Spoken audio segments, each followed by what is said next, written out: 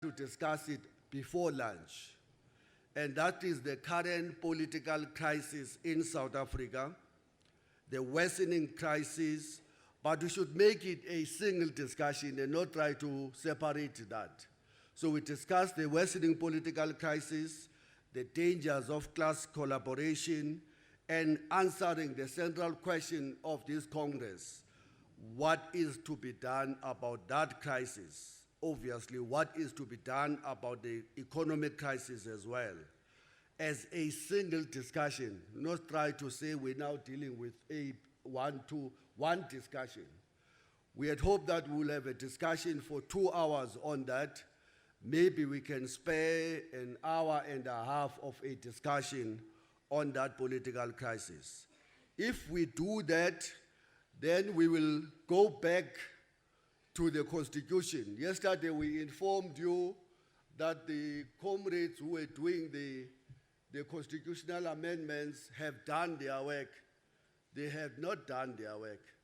This morning they said they still had 17 different amendments to go through before they can bring the report. What I can't understand is why then they broke and joined us here when they still have so much work to do, but they are now continuing with the work. As soon as they finish those constitutional amendments, they will then present them somewhere in between all of our discussion. That's the bottom line. This Congress, because of the time pressures now, can't afford to go into one paragraph to the next sentence. What we need is the endorsement of the broad framework, the structures of the federation, the term of office, the critical functions of those structures, and all of the other things we can polish in the Central Executive Committee or in the National Executive Committee. Once we deal with all of those issues, we will then call on the IEC to take us through the election of the national office bearers process and results, and take the declaration of the founding Congress, so that we don't have to be here by 4 o'clock.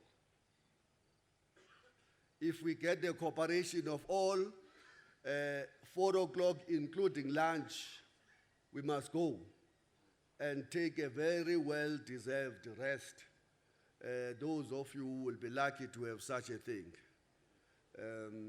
That's what we propose from the Resolutions Committee, comrades.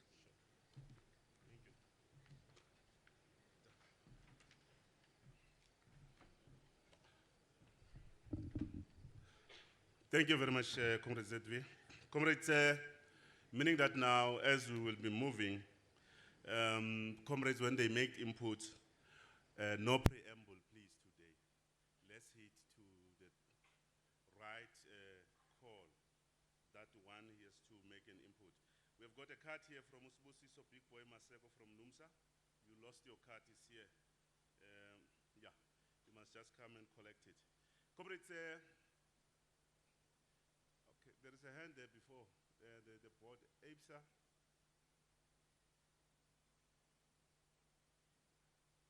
Is it ABSA? No, it's okay, the marriage continues. No, President, we just wanted to rise on a point of procedure and say that the delegation of this Parliament of Workers, it's led by different affiliates. What is essential from a procedural point of view is that affiliates must move the proposed amendment of the agenda. The agenda was adopted by this particular delegate. So we should appreciate the work that the Commission has done in guiding us, but we think it's essential that the affiliates do the procedural thing. So Demawusa would want to move for the change of the agenda, as it were, as presented by Comrade ZV. So we move for that, President, and we hope that we'll get a second so that it's procedurally amended. Thanks very much for that reminder and that guide. Any seconder? Let's second the move so that the reconstruction. NTM? Oh. I Chona Kone Mike in, comrade, so that we have got the record straight. wethu. Comrade Mashudura Petha from NTM. I stand to second the move that is coming from Dimausa. Thank you very much, comrades. That was progressive. Let's move now. We are now going to be taking the next item as agreed on the agenda. This labor market and deepening material conditions of the working class by Matusa. Comrade Matusa, I think you are ready for that. Can you take the platform? Good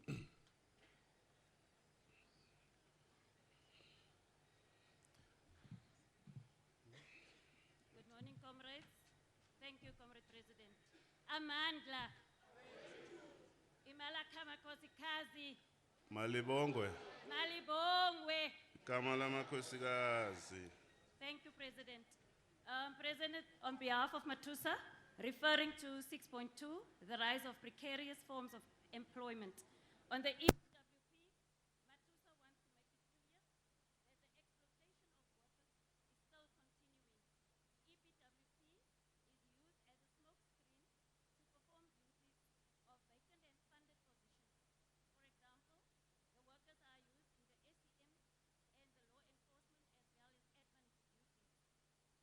example, the workers are used in the SEM and the law enforcement as well as admin duties. And wherever those vacancies are being advertised and need to be filled, those workers are not even taken into consideration. This form of employment does nothing to alleviate poverty and unemployment, and as well as other social issues like drug and alcohol abuse. They are paid 120 per day with no benefits at all, and they are working for years in this specific position. The EPWP program is abusive as we find the workers. They are working for these years without benefits, earning only this 120 days. Yet, this is a program with a specific lifespan. And the employer is so arrogant that they do not acknowledge these workers in filling those posts. In terms of what we are saying, we must outlaw EPWP as a program, and we need to fight for quality jobs with benefits for all. That was promised, as was said, a better life for all. In terms of COSATU and producer unions, they are not addressing this serious issue. Therefore, as a federation, we need to give it urgent attention. Thank you, Comrade President.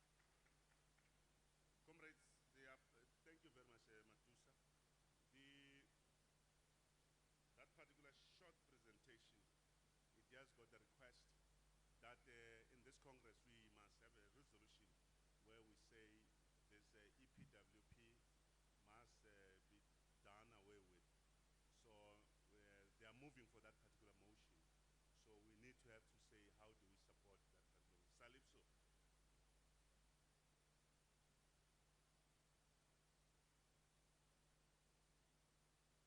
Thank you, Comrade President. We wish to support Matusa, but to make just one or few amendments. In the state, there are many workers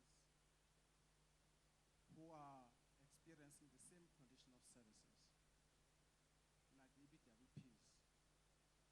They might be called different names in different departments. We want to say that whilst we talk about EPWPs, but let's talk about all those, because other workers who are in the same circumstances are the outsourced workers who don't have benefits. So we must therefore expand that proposal to say that all workers, casualized workers, who are not having benefits in the state, we should have a campaign and ensure that that is coming to an end. Thank you.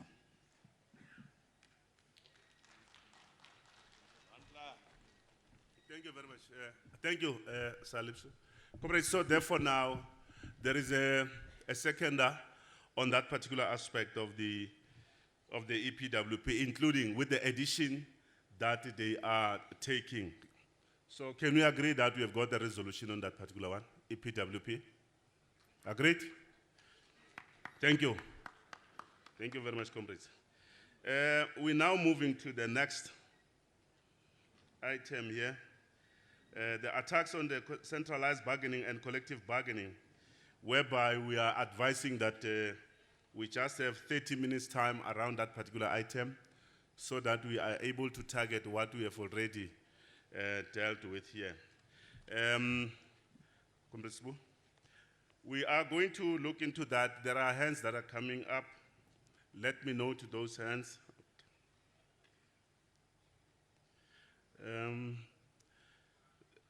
You'll just bear with me. I'll continue to call you farm workers.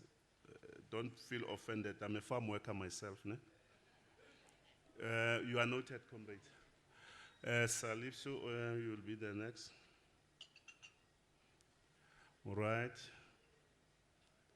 Okay. Numsa.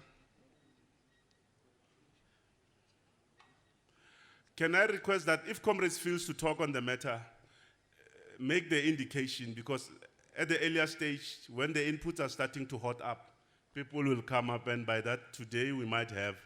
They said they gave me some smaller nyana silepenyana sesinyano I must chop today, you know.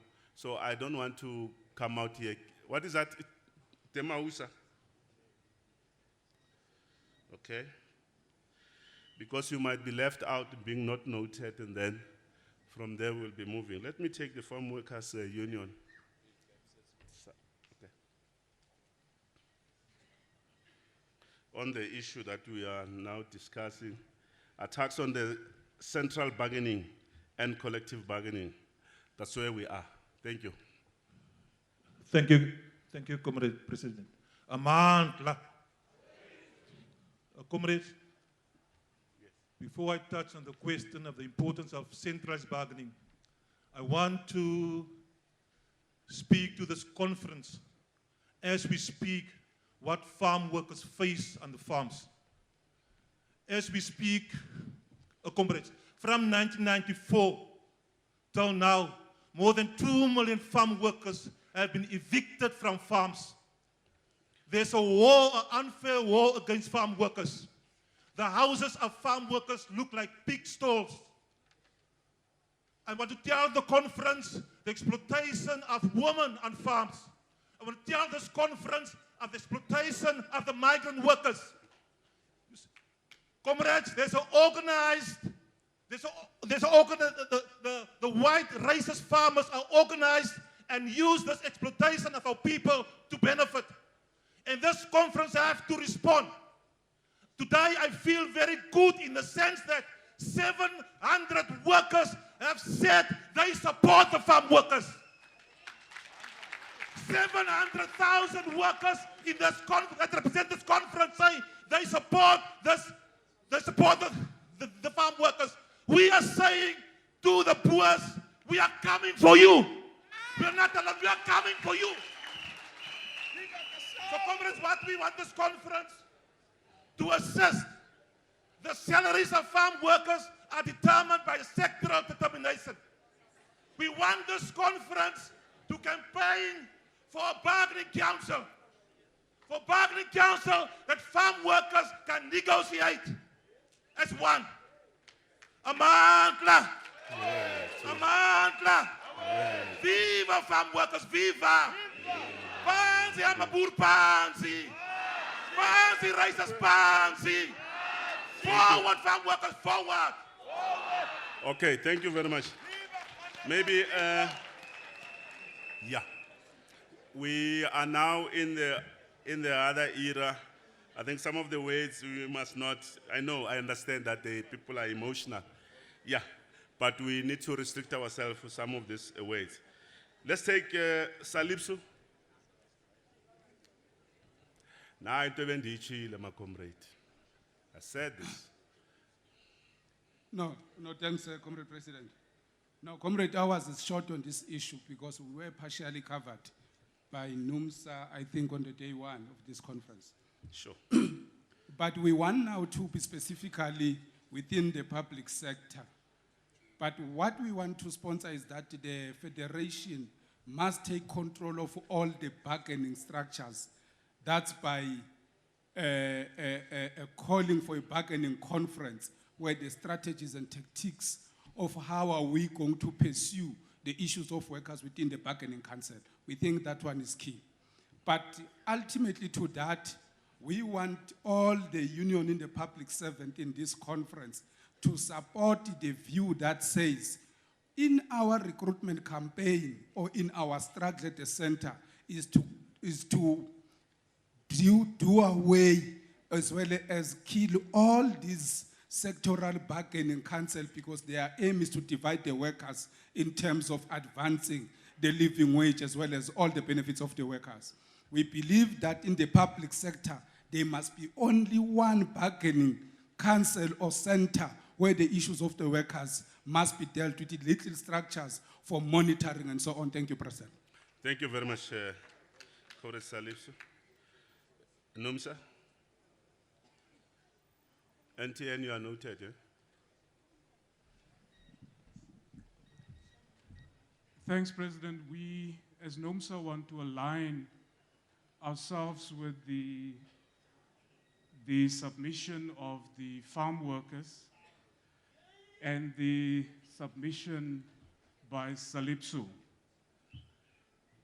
We think, President, we have got to revive the campaign against the Free Market Foundation, who essentially is about liquidating bargaining councils in the private sector, who has launched an offensive against centralized bargaining, but the unions in particular.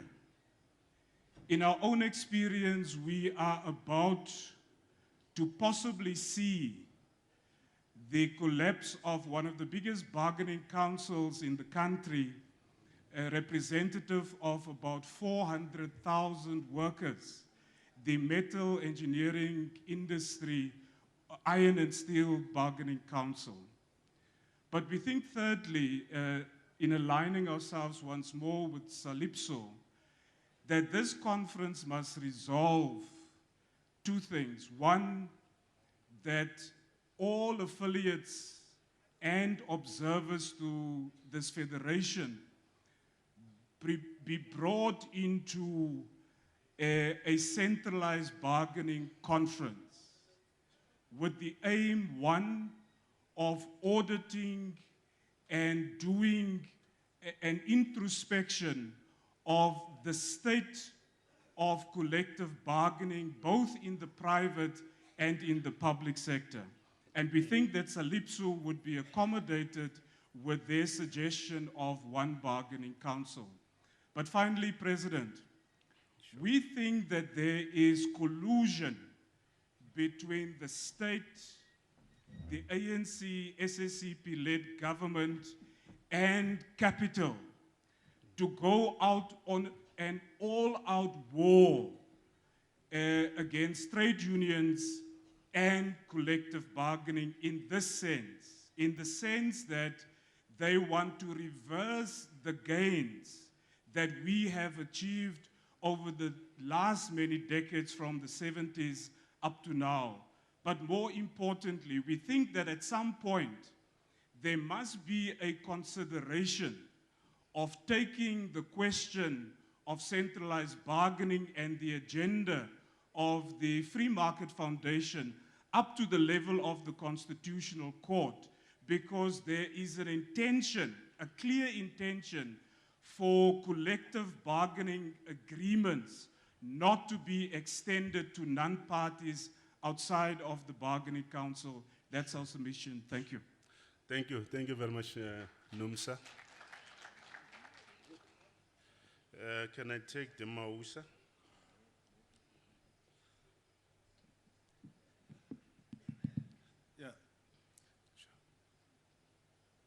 Yeah, President, indeed we wish to really second what NUMSA has actually illustrated to the conference.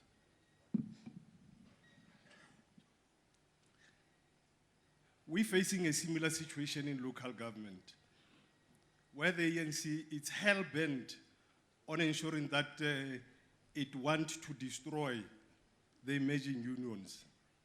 It has actually done that earlier when we were in the Safe SAMU campaign. They did that quite excellently by making sure that they support the current leadership of SAMU to an extent where when we were expelled, there were quite a clear significant jubilation from the side of the African National Congress. And we are here again because the SALGA, the Bargaining Council in local government, is actually populated by the councillors from the African National Congress. And therefore, together with the existing unions, they are now beginning a process of ensuring that they're taking out these emerging and existing unions outside the Bargaining Council. They're now increasing the threshold. They're now frustrating us in relation to the workers who wish to ensure that they constitute part of the local government. Part of the new unions. And therefore we feel as Demausa that we got to ensure that when we emerge out of this conference, this kind of tendencies of actually reshuffling the existing threshold of bargaining councils, it needs to be highlighted, it needs to be condemned with the strongest word it deserves. And probably maybe from our side, we think it is actually quite important that in order to build unions in local governments that are actually quite stronger, we need to ensure that we are able to deal with fragmentation. And it is actually our hope and thinking, or on the basis of what we have actually started, of making sure that those similar unions who actually act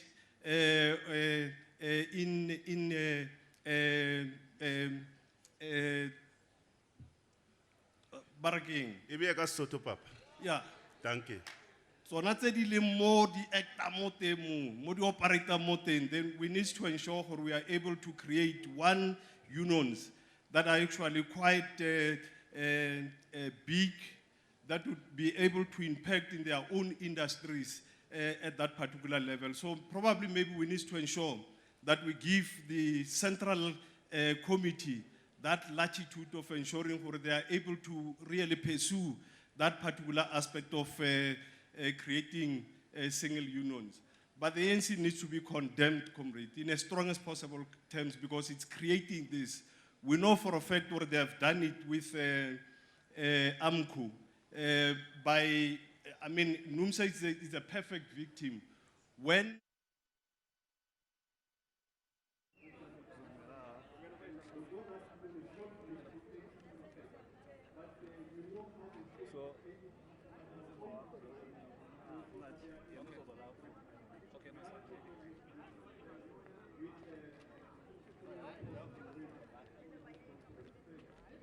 But he closed channel 2.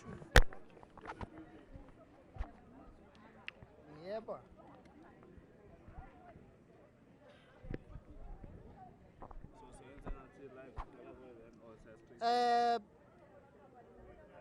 Yeah, just do it like that. Your name and surname, sir? My name is Mashudu Rapeta, President of the National the Deputy Transport. President of the National Transport Movement. Deputy President. Yes. National Transport Movement. Mashudu Rapeta. Yes. Mm. Mashudu Rapeta. National Transport Movement. Okay, Dimega. No, yeah, yeah. Yeah.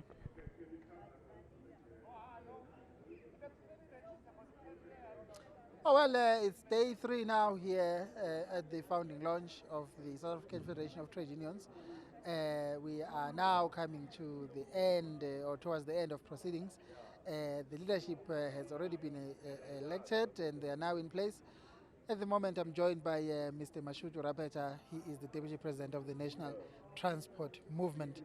Mr. Rapeta, thank you very much for your time. How are you feeling about how the founding Congress has progressed thus far? Thank you, sir. As National Transport Movement, we are very much happy that the new baby is born. There will be a hope for the workers out there. Workers are under a huge exploitation with the economy not belonging to them. This is only the hope that will go through, and then we hope that we will change the economy and participate actively. The prospects for your new federation, how do you see them? I see a lot of opportunity because you can see that there are 70% of workers outside who are not organized, and not necessarily that we must just focus on our rivals federations, but we have to go out there and become a campaign union. What I'm happy about here is that we're talking about campaign union.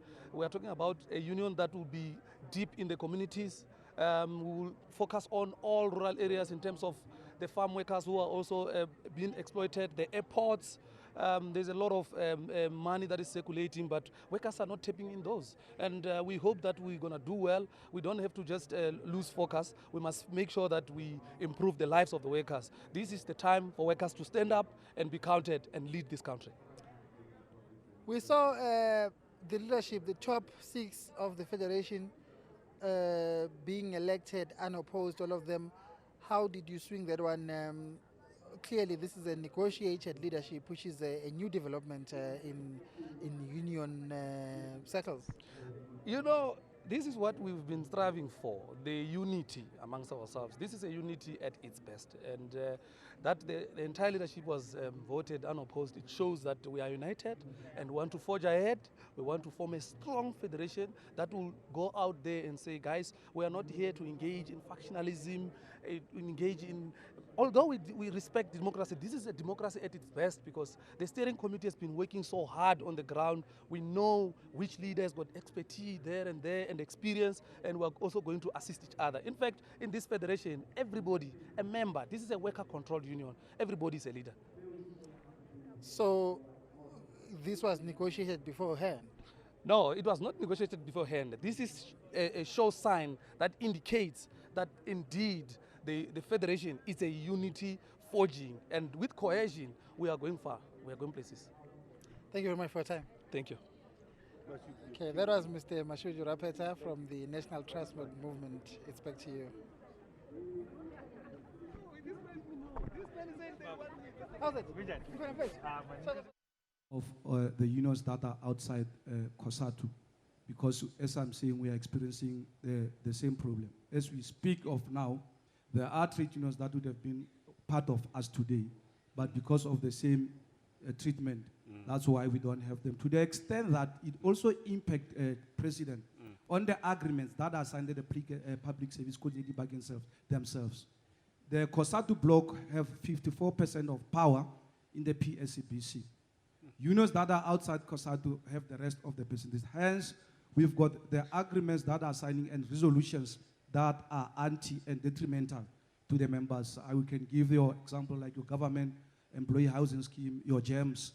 You would realize that there's no sane organization that could sign an agreement that says employees can get a housing subsidy or allowance of 1,200. So that's why we've got that kind of agreements, and hence some of us within the Public Service Coordinating Bank Council like NUPSO and SAPU, we did not sign some of this, but as much as we are in the minority, we are bound by this COSATU block of marginalizing the unions that are outside COSATU. Amanda, comrade. Wait, too. Thank you very much, Sab. That was the last on the list. I don't know whether NTM still want to come back. Are you back? Sure. Tema Usa, I don't think I'm going back to you, really. Amanda. Oh, come on. Viva SAFTU, viva. Phambili ngomzabalazo, phambili. Comrade President,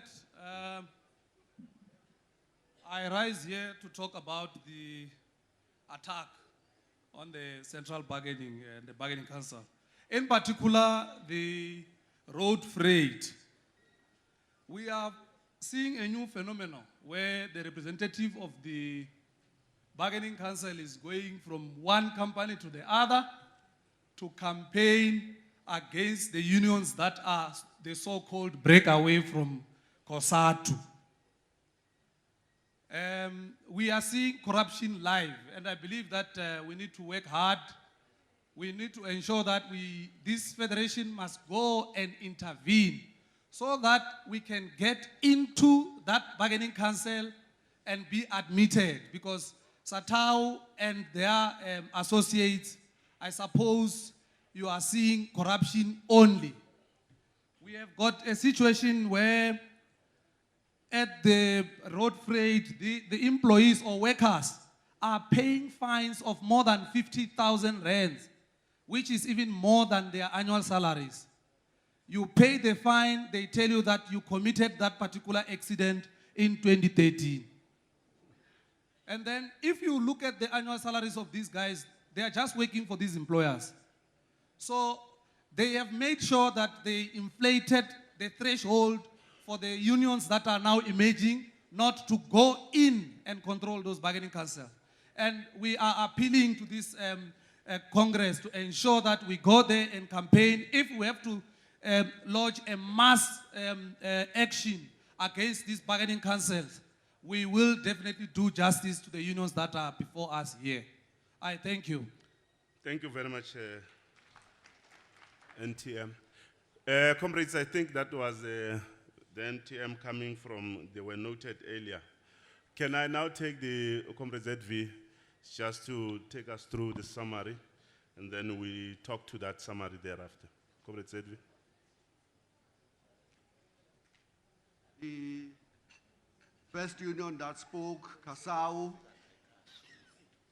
the Farm Workers Union, raised to point out to the Congress the extent of the abuses that are still going on in the farms 23 years down the line into our democracy.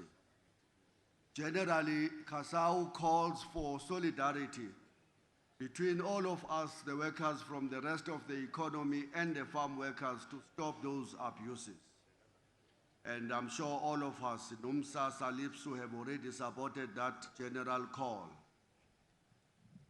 CASAU then makes a point that part of the support that we should provide to the farm workers should not just be limited to helping them to organize as many farm workers as it is possible to join the farm workers' unions, but we should also help them to establish collective bargaining structures in a move towards centralized bargaining structure in the whole of the farm worker and agricultural sector of the economy. And they believe that the establishment of those structures will help the abuses, and in particular will ensure that the right to belong, the right to freedom of association, the right to organize is restored and given to the farm workers in line with the dictates of the Constitution. That have been supported by NUMSA and SALIPSU, and so we will think that that's now a resolution of this Congress to go out of our way, moving from this Congress, to go out of our way in a mass campaign, not only to support farm workers, but also to target all of the vulnerable workers and to ensure that they belong to the unions. And in this extent, yesterday we've already decided to take up the campaign against outsourcing, to take up the campaign against labor brokering, and to take up the campaign to organize domestic workers, to organize taxi workers, to organize hotel workers, to organize restaurant workers, to organize all of those workers who do not even have a salary at this moment, who are given tips or who are given payment in kind through bags of mealies or meal. And that's the campaign that we will embark upon as soon as this Congress ends. And we're going to come back on this particular point. SALIPSU raises a point about 2 points, basically.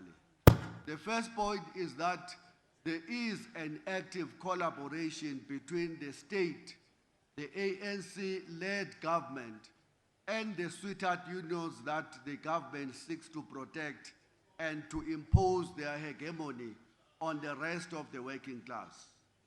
And that this federation must launch a dedicated campaign to undermine that collaboration between the ANC and the government. And Salipsu raises the point that throughout in their attempts to organize workers into the emerging militant independent trade unions, they find out that the government, using the bureaucracy in the institutions that have been established alongside of the transformation of the labor market in the LRA and all of that the bureaucrats are actively trying to undermine the right of workers to belong, to associate with ourselves. They do this by increasing the thresholds, by undermining your efforts to recruit workers, by just not making the necessary deductions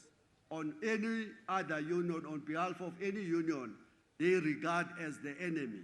They have friends in COSATU, and anybody that talks the language of independent, campaigning, democratic, automatically becomes the enemy of the ANC government.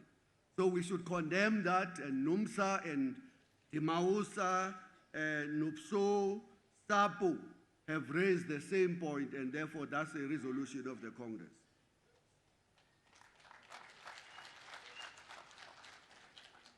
Salipsu raises the point that we must collapse the centralized bargaining structure in the public sector. We must collapse the sectoral bargaining councils so that all bargaining happens in the CSBC or PSCBC is called, Public Service Centralized Bargaining Structure. The reason why Salipsu was raising the point was that there needs to be greater levels of solidarity amongst all workers in the public service. NUPSU, supported by SAPU, have however pointed out that already the PSCB is the platform where all workers are bargaining on questions of wages and other improved conditions of employment or conditions of employment. And therefore, it is not going to be necessary to call for the collapse of the sectoral bargaining structures. The sectoral bargaining structures must continue to exist as a dispute mechanism to address individual and sectoral-based issues that requires only the attention of the regulations of the police, of the nurses, and of the social sector workers and all of them. So that will become the resolution of the Congress and not what the Salipsu proposal was initially directing us to do.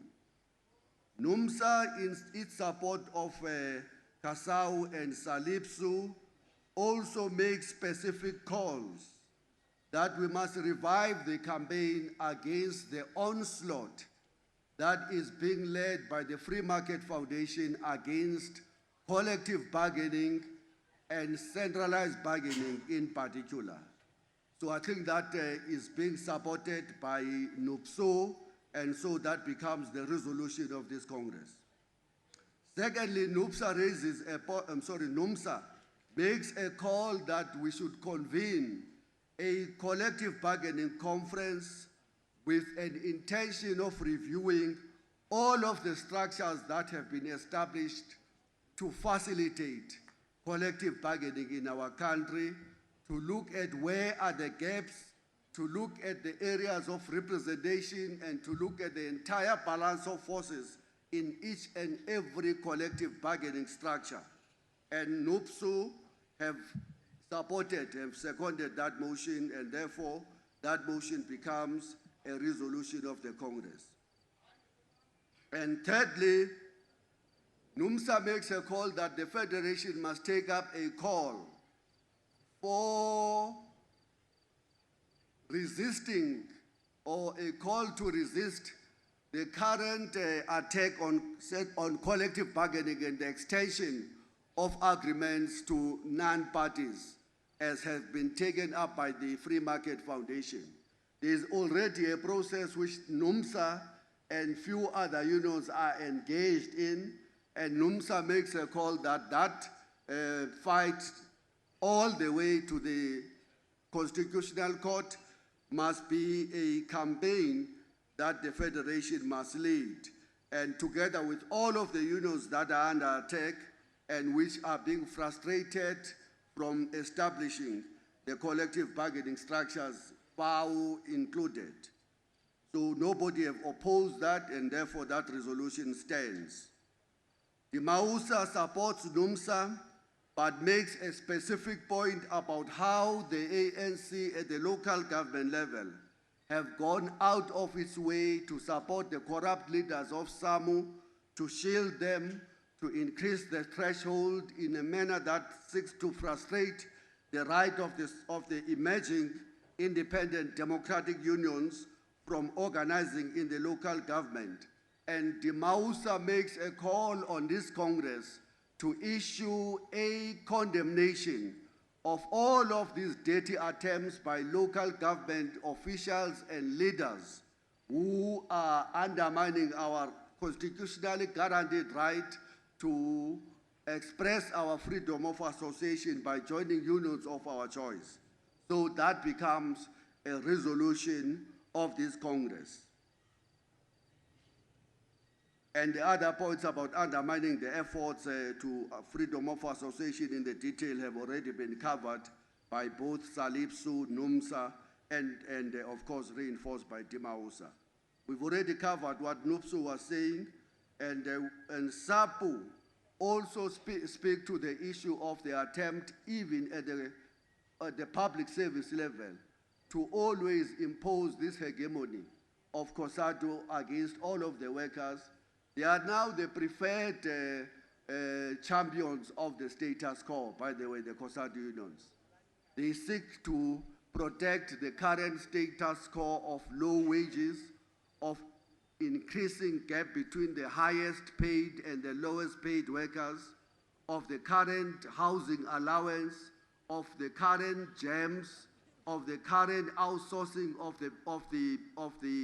of many workers into the labor brokers and the friends that they have in the private sector, the tenderpreneurs.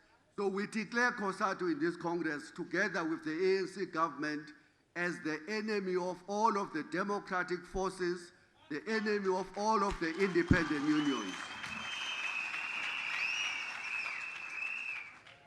NTM have reinforced the same view that this is the same thing that is happening. And NUMSA yesterday raised the alarm bells that even in the state-owned enterprises, government assisted by the sweetheart unions are doing the best that they can to undermine other workers' rights to freedom of association.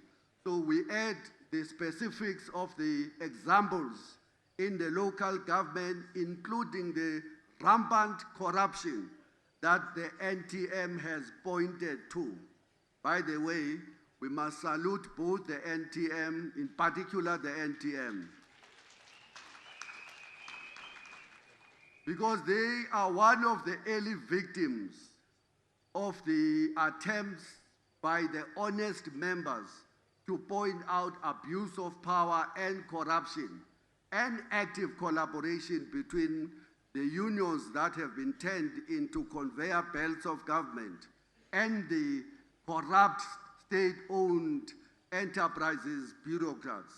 Viva the NTM, but also the same salute to Dimausa, the victims of intolerance who are the latest to be shown the door inside SATAU for pointing out corruption in the unions in COSATU. Same with Dimausa as well as Matusa. All of the unions that have been kicked out for trying to say, but the unions must champion clean governance. This Congress must salute and wish them very well in their endeavor to out-organize those corrupt unions and who are sweethearts of management that are still clinging in the ANC skirts.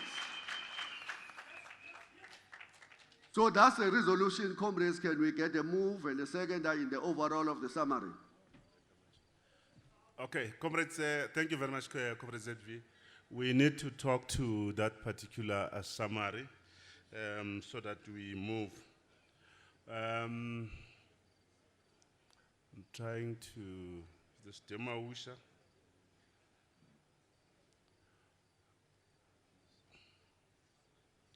NTM. If you put it like this, I'll never see it, really. Cow, you okay? What is it? Matusha.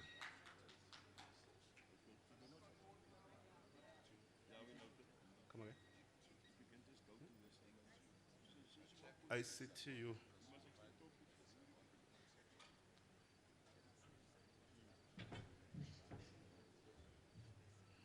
Okay.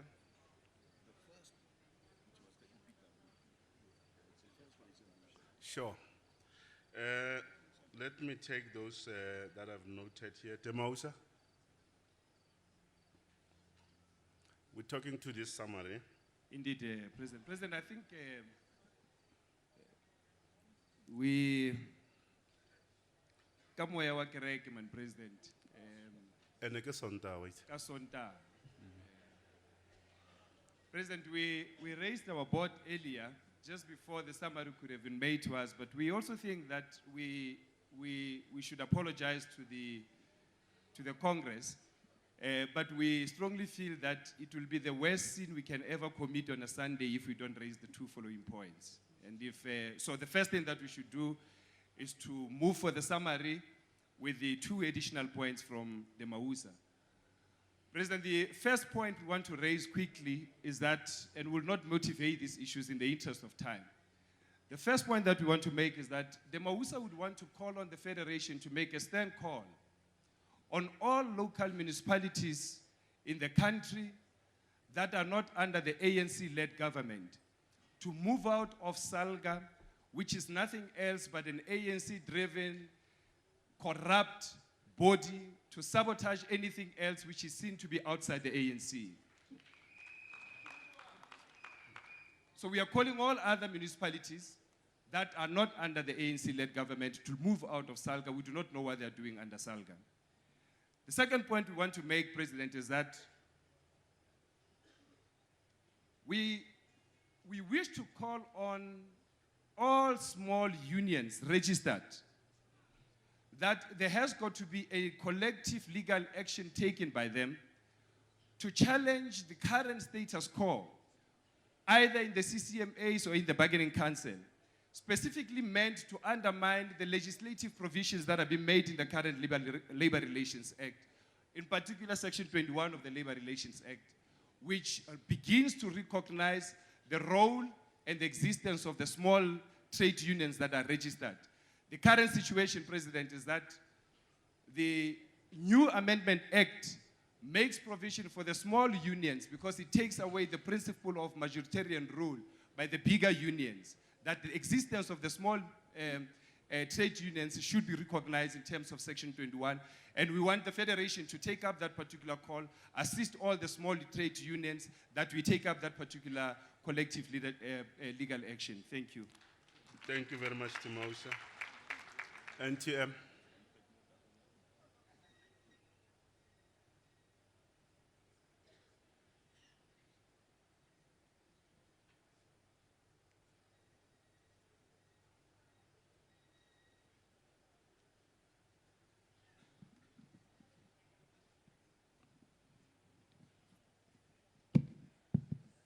Thank you very much, Comrade Chair.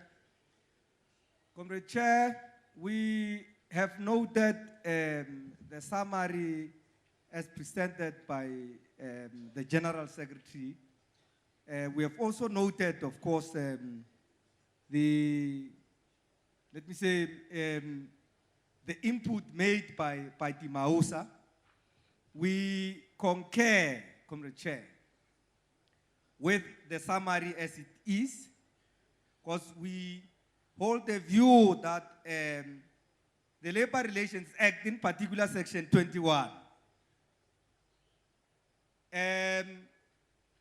it should actually be amended further to ensure that even the smaller trade unions who have got fewer members do get to enjoy the basic organizational rights. Because currently, of course, there had been amendments, but those amendments, they are not actually going deeper enough.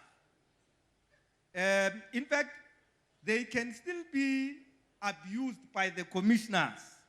Because as it is currently, what they are saying is that if you do not meet a threshold set with the majority trade union. Sorry, NTM, there is a board there from SABC. What is the board for?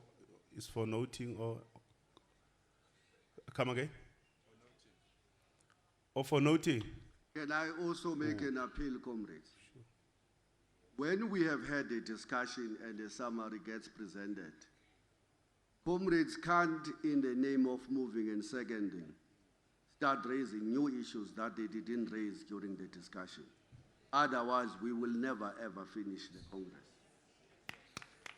Note that, Comrade General Secretary. Thank you very much. But then we would want to officially then, over and above the summary, we want to officially move for the adoption of the summary, but over and above that, we believe that it is appropriate for us to also move for Section 21 of the LRA to be amended further to guarantee automatic rights to deductions of trade union subscription fees, including the right to elect shop stewards and all that.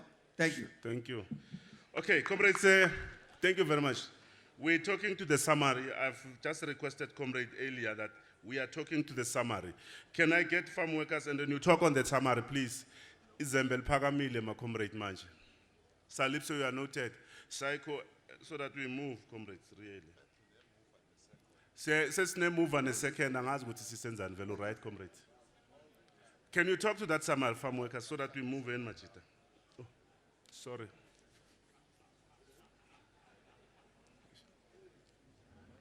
Oh, okay. Comrades, okay. Those workers from those who farm, okay. Kau, are you covered? Let's take that. I've got Kau, Matusa, ICTU, Salipso, and Psycho. Let's agree that we are covered, comrade, unless there's other thing that is fundamental and pending that you cannot leave this conference without. Agreed? Yeah, yes, Comrade Chair, we are covered, Comrade. Okay. But there are chairs, there are boards that are coming. Let me hear Salipso quickly so. See you, I'm being much. Sorry. Yeah. President, we want to.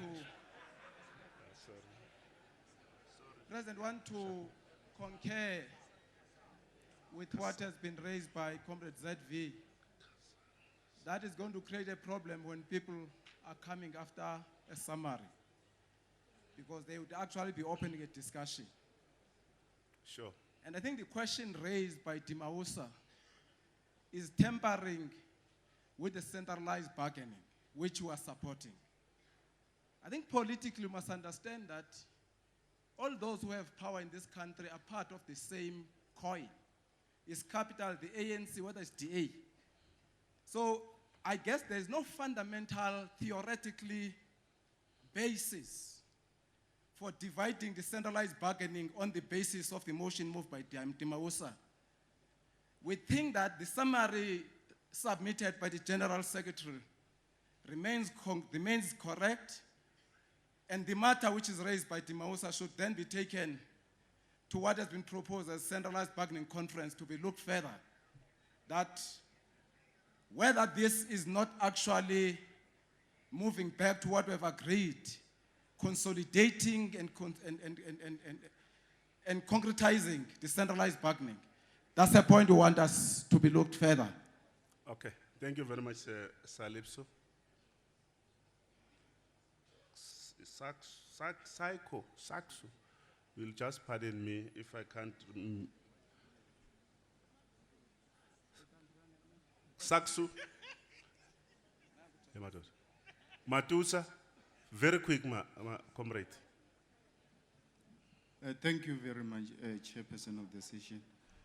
We agree with the call by Dimausa, and we are calling upon the small unions because accordingly, in terms of same section 21, the smaller union can attain the organizational rights or some of the organizational rights through strike. So if the employer insists that the union must first reach the threshold, I call upon the small union to gather together so that we can compel the employer to recognize the particular union.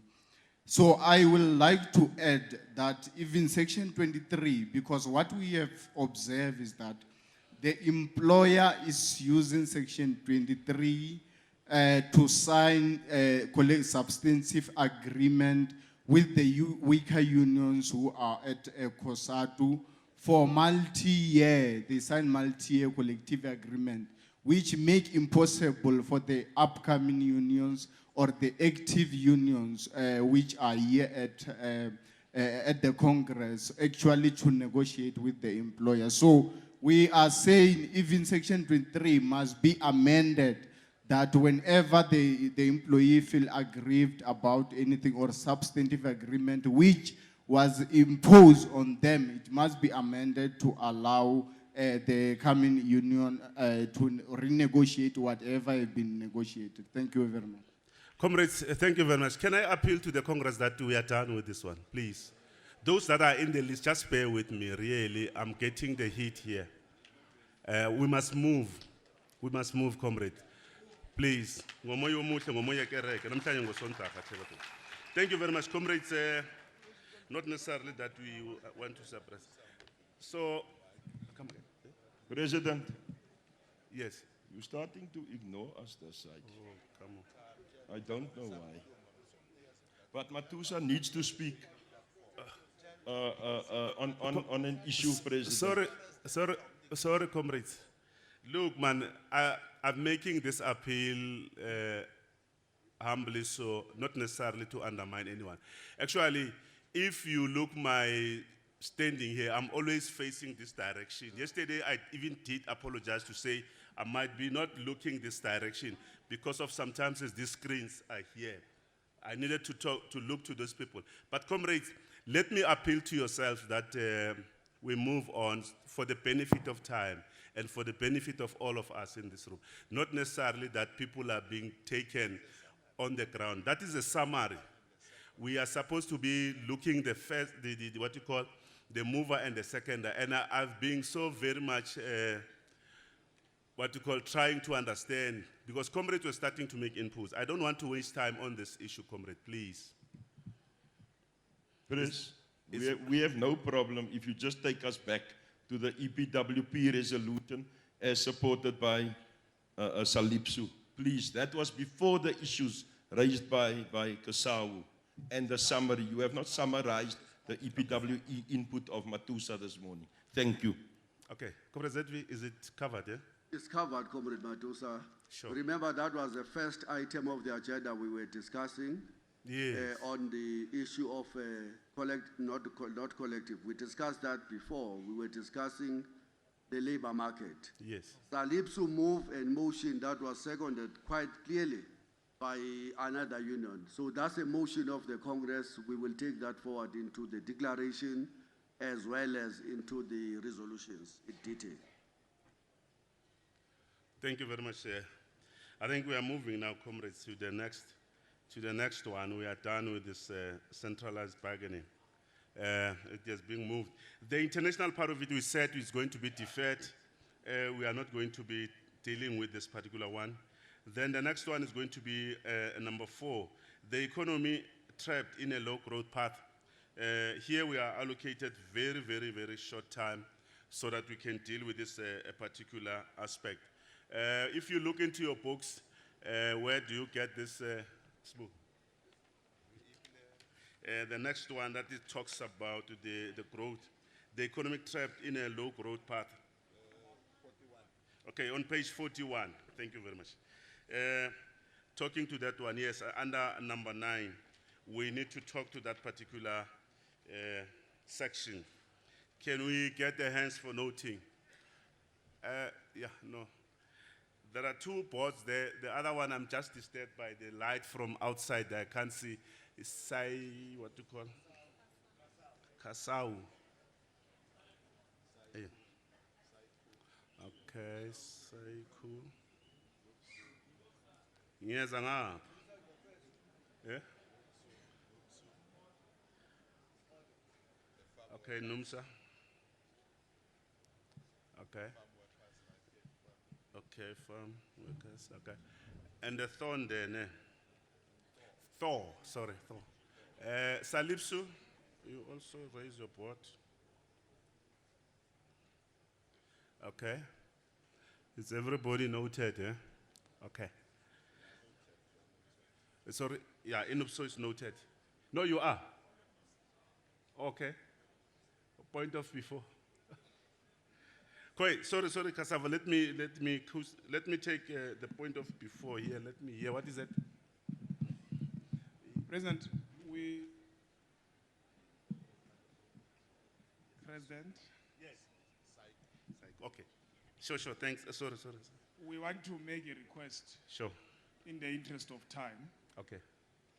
That it will make much more sense and it will help us to manage time if we were to discuss the low economic growth, at the same time discuss the worsening political crisis, which are inseparable. We think that in that way we'll be able to move with speed to close the conference on time, President. Okay. It's just a request. Okay. I don't know. Yes, I'm trying. Yeah, I'm trying to look at. Thank you, Numsa. I'm trying to look at the notes that when the Comrade ZV was giving this morning, but here it seems now it was okay. Yeah, it is shown to be a standalone under political. The 3 that we are going to discuss together is the worsening political crisis, danger of class collaboration, answering for the central question. Those are the 3. Yes. Comrades Numsa, can I make that a particular appeal? Because here, according to what we have restructured this morning, this was supposed to be on its own. So let's hope that we are not going to take much time. The 3 that are clubbed together, they will be following after this. And I hope comrades will just not waste time. You want to come back, Numsa? Okay. President, we hope we're not creating a crisis for you. We simply think that it is impossible that you can discuss the political crisis in the country without discussing the crisis in the economy. We think that this is dialectical, not unless we will spend time discussing history. But if we use history to interpret the present, it takes us straight to the crisis. So we think that we need to combine the debate, and we'll have a flowing debate which does not restrict us. And within no time, you will have solutions for the economy. You will have solutions for what is the way forward on the political crisis. Okay. Thank you very much, Numsa. The items that were there, I hope that now we are taking that into consideration. Salib, so you want to bring the point of before yourself, Evin?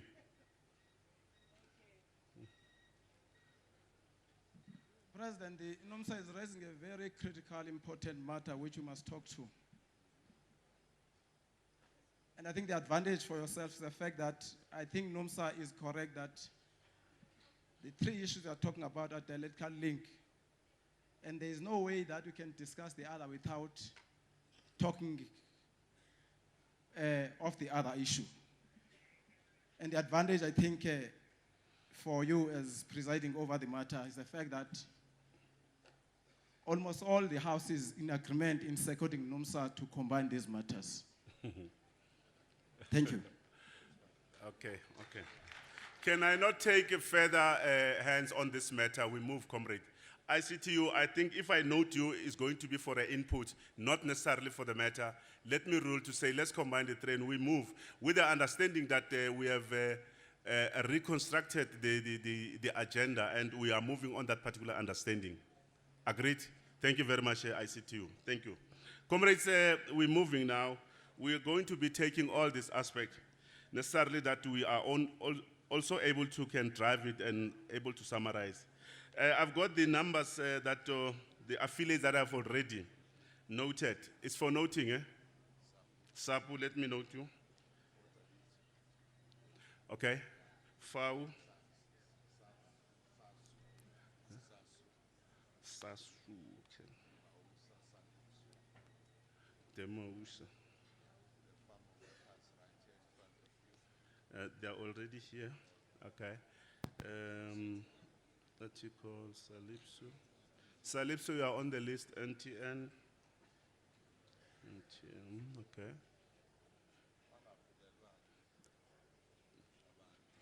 Okay. Thank you very much, comrades. Let's take the first, what is that? Cash? I was, SASU, yes. Can you take the platform, SASU? Comrade Chair, it's Psycho. Psycho. Yes, sir. Oh, but there is, okay. Unless you have two boards there. Yes. Thank you, Chairman of the session. As Psycho, we would like to make an elaboration on the economy that Okay, is sorry, comrades. Can we make an appeal, comrades? Okay. That we don't go to the mic when we speak. We just speak as if there's no mic in front of us. Because the thing have been adjusted at the technical level that it can capture your voice. So once you go too close, it injures our ears. Just stay a little bit backward. Okay.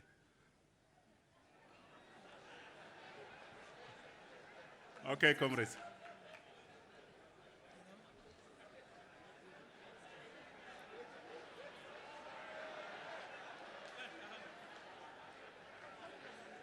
I'm not a comrade, man.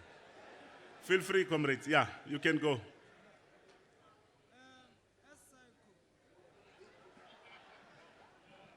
Yes.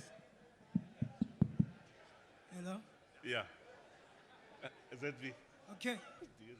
When the ANC-led government took over power in 1994, Yes. it insisted of changing the macroeconomic policies of the country. ANC implemented the same growth path of the apartheid region. In 1994, the manufacturing sector to the GDP was 15%. Now it's standing at around 8%. RDP, the popular policy that many South Africans still referring to it as free houses of the government. That particular policy projected the economic growth of 5% and employment growth between 300,000 and 500,000 per year. The policy was abandoned by the ANC and replaced by misnamed GAIR in 1996. The solution to this crisis is to have the economic policies that were in the policy basket of the former president of Brazil, Lula da Silva, that spoke about the nationalization of the key strategic sectors of the economy and decent minimum wage that led to having Brazil produce more than 500,000 middle class in 4 years during President Lula's second term. We can't have the real economic growth under the ANC-led government. The triple challenges of the unemployment, poverty, and inequality will deepen. The solution is to take the ANC out of power so that we can achieve economic high growth path. ANC went to the right and adopted post-apartheid neoliberal policy called NDP Vision 2030. Comrade Chair, it's not Sure. yet Uhuru. Thank you. Thank you very much, Saiku. I don't know whether you raised two boards there because I've got another name here. Let me take Nupso. Whoever was noted, that side will come. Nupso. Thank you, leadership. I hope I'm not hurting any ears. The Comrade President cautioned us that we must be careful in terms of the vocabulary that we use. But unfortunately, history brought us here. I believe it was my leader from NUMSA who mentioned that. History brought us here, and our vocabulary doesn't come from our heads or from the textbook, but it comes from our objective material conditions. We as Africans have been dispossessed. And so unfortunately, the Africans are the dark-skinned ones. And the dispossession of the Dutch East Indian Company was the light-skinned ones. We cannot be cushioning that by any other means. And the current oppression is resting on the backs, on the shoulders of the dark-skinned ones. The dark-skinned ones have a historical duty to liberate everyone. The liberation of the economy is in the liberation of the majority. The majority are the ones who are dispossessed. And our oppression comes from our dispossession. And it's only scientifically for us to deal with the question of dispossession. Each and any other cosmetic solution will not deal with the fundamental question, which is the national question of land dispossession. So whatever solution that we are devising should take that into account. The majority were dispossessed by the minority. That is the reason why the majority is forming the bulk of the working class, which are the dispossessed. So solutions should be moving from the point of land dispossession. Each and any other solution would be superficial and not be dealing with the crux of the matter, which is the land question, the agrarian question. Thank you, leadership. Oh, thank you very much, Comrade Nupso. NUMSA? Huh?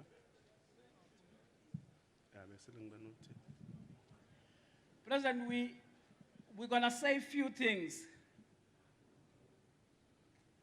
The first one is that we think that this is a very important debate. It's an important debate, comrades, because we ended up in the new federation, not because we started politics in 2017. We have been part of a liberation movement led by the ANC. Some were not. We, like one comrade said, we characterized 1994 as nothing else but a political breakthrough. But I think that all of us, we quickly learned that political power without economic power is indeed an empty shell. The past two decades, the most beneficiaries of it has been white monopoly capital. And maybe I should say, President, on behalf of NUMSA, that from where we're coming from, this white monopoly capital is the strategic enemy of the working class. This white monopoly capital is dominant in society. This white monopoly capital owns and controls the economy, and it controls the state. Lenin is very good in reminding us about this. He says a state is but nothing but an organ of oppression.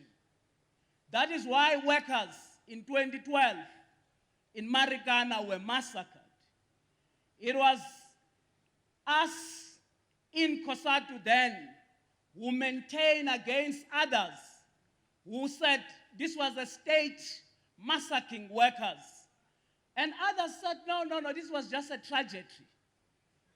This was not a massacre. And comrades, I want to raise the fact that one of the things that we appreciated earlier was that what used to bring us together, what used to bring liberation forces together, which was the National Democratic Revolution then within COSATU and the Alliance, that thing got off the rails because a couple of things were not taking place in this economy. This economy has not been restructured. This economy does not affirm blacks in the economy in order to change power relations.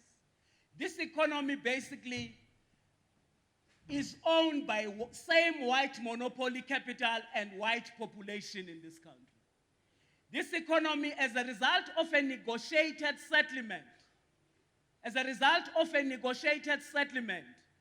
which basically got, I don't know how to put this, the constitution that we all sometimes march for, the constitution which some of us we toy for, is both good and bad. Now we can clap hands for good and bad of that constitution. We must defend that constitution insofar as it allows us to speak honestly, freely, and express the interests of our class. But that constitution has got a property clause. That property clause enshrines white monopoly capital and white population to continue to own the economy as if they are anointed by God, whilst blacks and Africans will continue to be at the bottom of the food chain. And we're saying this is what we need to challenge, Kumbi. If this country is to move forward, we in the new federation, we will have to appreciate that there can be a revolutionary movement forward without revolutionary theory. By making sure that among ourselves as affiliates of this new federation, we reach consensus that what we need is real radical economic transformation. Not this nonsense that is being spoken about outside here. Where people who for years who fought against us, who dismiss us for radical economic transformation, who actually have destroyed manufacturing. One union was correct. In 1994, contribution of manufacturing in the GDP was about 20%. Today, comrades, it is less than 8%. They removed tariffs. They allowed dumping of products that are not made in this country to destroy jobs of our own members. We said to them, ban exportation of scrap. They refused. About 7 foundries closed. They have removed exchange control.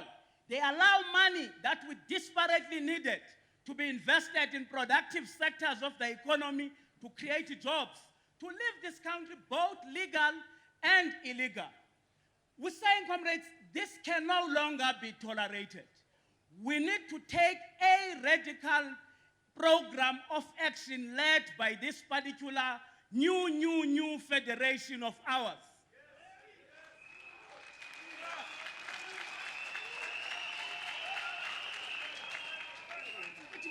It must link shop floor struggles with community struggles. We must move from plant to plant to simplify this for workers. We must at night address community general meetings with clear demand that we want full implementation of that Freedom Charter, with clear demands that we want nationalization of our minerals. They must be beneficiated, they must be diversified, we must create jobs, we must demand that this government must ban exportation of chrome ore so that we can produce ferrochrome here and stop exporting jobs to China. If we're to do that immediately, President, we will create many jobs and will attract foreign direct investment and stop running around being stooges of rating agencies. Who were responsible for the ANC to adopt GIA? Who were responsible for the ANC to adopt NDP? It is in this context, comrades, that NUMSA cannot see itself, even with the slightest inch, to be supporting Pravin Gordhan.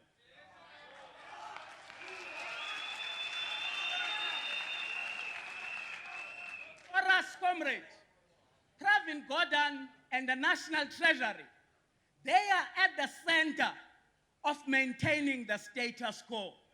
The Reserve Bank that they have got power of target inflation instead of targeting jobs. It maintains high interest rates that have destroyed jobs in this country. Their role has been to protect one thing and one thing only. If it's not two, they have refused to transform minerals, energy, and finance complex in this country. Secondly, because they maintain high interest rates, they protect only the value of white wealth in this country. Nothing about the working class and the poor of this particular country. They have championed belt tightening that, look, they spend money only in economic nodes. President, I should shut up by saying, no, I'm winding up, President. Sure. We think the solution is to organize the working class as a class for itself. We're submitting to the new federation, and we're pleading that this new federation can't just say, as we agree with yourselves and the analysis in the Secretariat report, that the ANC has become DA. We agree. ANC is DA. We're saying we can't just stop there.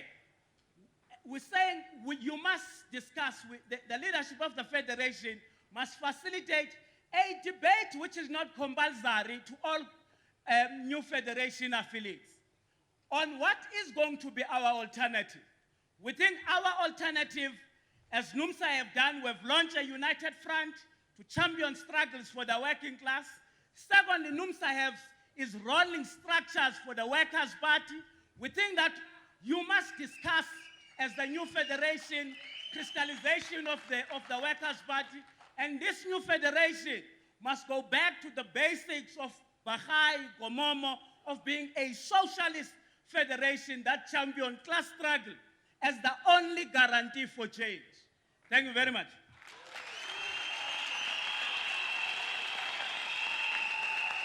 Thank you. Okay, thank you very much, comrades. Comrades FAO, KZN, they just want you outside there. FAO delegates from KZN, there is that particular request that you move to the exit there. Okay, let me take the farm workers. Bro, President, can Sure. we ask Psycho, Okay. who made a very comprehensive input earlier, which was clearly in writing, to please hand it over to us. If NUMSA's input now is somehow written, can you please share it with us as well? No, we're listening. We've taken quite comprehensive notes. If it is not, then we have it. We have it captured. Fine. Okay. Thank you. Can I get the union from the farm?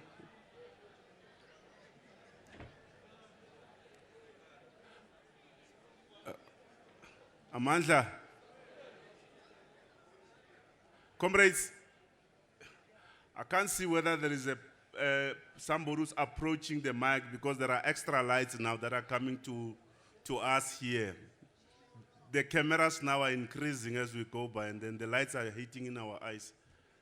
Yeah, over to you, ma'am.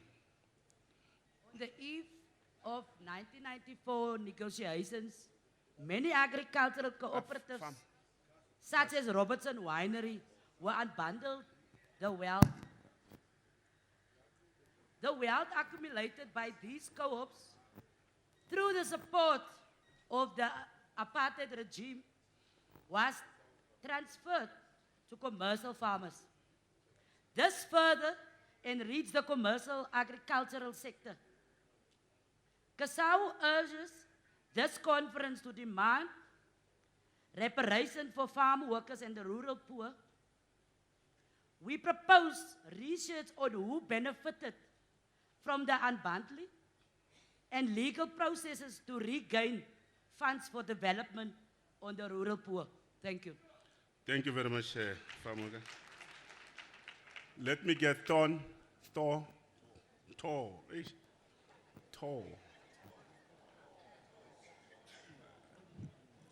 Sure. Thank you, Chairperson. I don't know, this thing has got a habit of not working when I'm...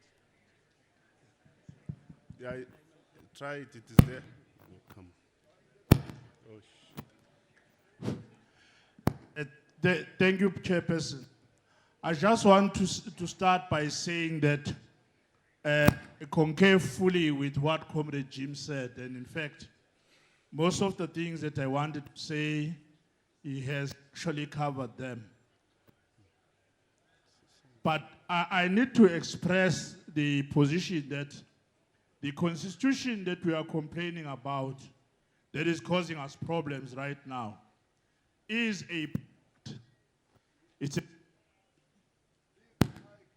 a product of the Kempton Park Codesa Agreement. It's a neoliberal constitution. And it's a cause of all our miseries, especially the miseries of the working class today. The economies of the world,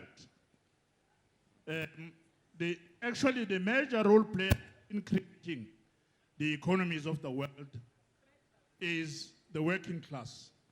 Yet, they are the ones who suffer from poverty despite the fact that they are the creators of the economy. What an irony.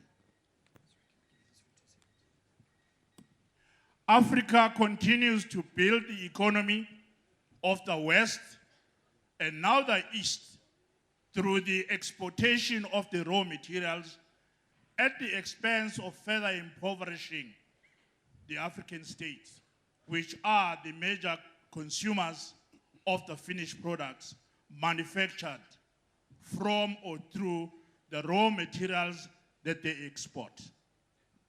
The dumping of goods and the relaxation of tariffs that Comrade Jim has spoken about has completely destroyed the manufacturing industry of this country, and the emergence of China as one of the major economic players in this country threatens to further impoverish the economy of this country, thus threatening thousands of jobs.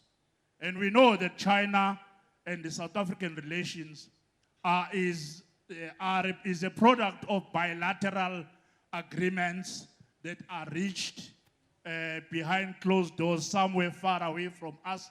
And we are not told the truth as to what is contained in those bilateral or trilateral agreements, because those are not made public.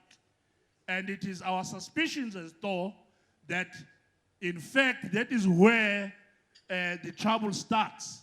And that is why we are not told exactly what is being discussed there. The jobs that were formerly known to be stable are now unstable. And the companies that are owned by the Chinese in this country have got the worst working conditions. And the bosses of those companies are experts in dodging labor legislations in this country. One example of the sectors is the clothing and textile industry, where they run away once the bargaining council, a main agreement of that sector is actually agreed upon. They then find a way of dodging it and go as far as shifting even the ownership and changing, and even implying that those companies are now cooperates, when we know very well that the word cooperative is being abused. In actual fact, it's just a business as usual. Thank you, Chairperson. Thank you very much, Thor. I'll have to learn to pronounce this one. Salipso.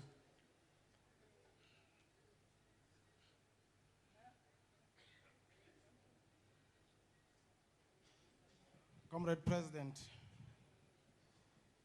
in support of what has been submitted by NOMSA, SALIPSO wish to begin our input by quoting from Lenin, that in order to unite, and before you can unite, you must draw clear lines of demarcations. Otherwise, your unity is farce. Close quotes. Lenin also raised this in what's to be done, which is important as we are constructing the program of action for the Federation, that every step of the rail movement is more important than a dozen programs. We note what has been raised by NOMSA, the fact that in 1994, political settlement ensured that white monopoly capital and white population in general preserve their grip in the economy through the property clauses in the Constitution, which at the same time legitimize the process of colonial dispossession. We also note the existence of the Bonaparte state led by the African National Congress. We also agree with NOMSA that the removal of Pravin Gordhan as finance minister and cabinet reshuffle announced by Zuma was an odious factional maneuver necessary to prepare the ground for the brazen looting of the state. This would facilitate the growth of the black bourgeoisies, particularly the Gupta Empire, which could provide the necessary funding for the future program of the Zupta formation dominated by the African National Congress. All developments to us to date have exposed the Zuma faction's slogan that it's not about the radical transformation of the economy, but looting.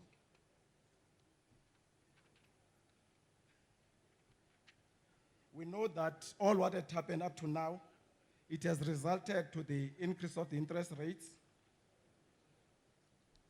and the working class is on the receiving ends. We also want to note this, that while all the major left-wing groupings in the country has actively entered the fray in one form or another, an alternative voice in this debate has come from NOMSA. When we look on what has been submitted by Carl Kloot, the Deputy Secretary of NOMSA, who said that on this case, I quote, which class forces, I think this is important because all of us are joining what is taking place in the country. What is more key for this Congress is to know that which class forces stand to gain the most from this important side of struggle. It is also important to ask the question as to how to turn this period of crisis into something that will benefit the working class. In such much as we must analyze the class forces at play, we must also use the crisis and popular feeling of the ordinary people to concretely benefit the working class and build the working class hegemony. While NUMSA understands the need to defend the democratic space and even the constitutional democracy, this should be done from a class perspective. The danger we foresee is that not staying aloof from interclass struggle and alliances, the working class should, however, never aid the agenda that replacing one butcher with another, which is possible if we just get into the fray currently without asking ourselves what becomes our agenda. We also want to submit as SALIPSU on the debate raised by NOMSA.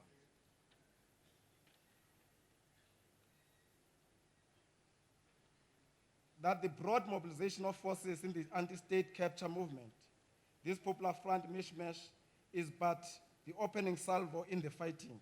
As the movement grows, the heavy battalion of the working class will be forced into the fight as happened in the UDF. As we closer to our conclusion, we think that the NUMSA in the past have assisted us. A ray of hope in the NUMSA's position is that It calls for the forces of the left to be rallied and organized to develop a clear line of struggle with concrete working class demands. We must, through working class pressure from below, through SAFTU, translate this call into an area of united front, united platform to fight. We therefore want to submit this as SALIPSU, that Zuma must fall. A fresh mandate is needed, not necessary for Zuma, to dissolve the National Assembly, bring forward the general elections. To us as SALIPSU, the problem is not Zuma. The problem is the current system of government, which is led by Zuma. The second demand we push as SALIPSU for the program of action is to fight against the neoliberalism, reverse the scourge of neoliberal policies which have been adopted by the African National Congress.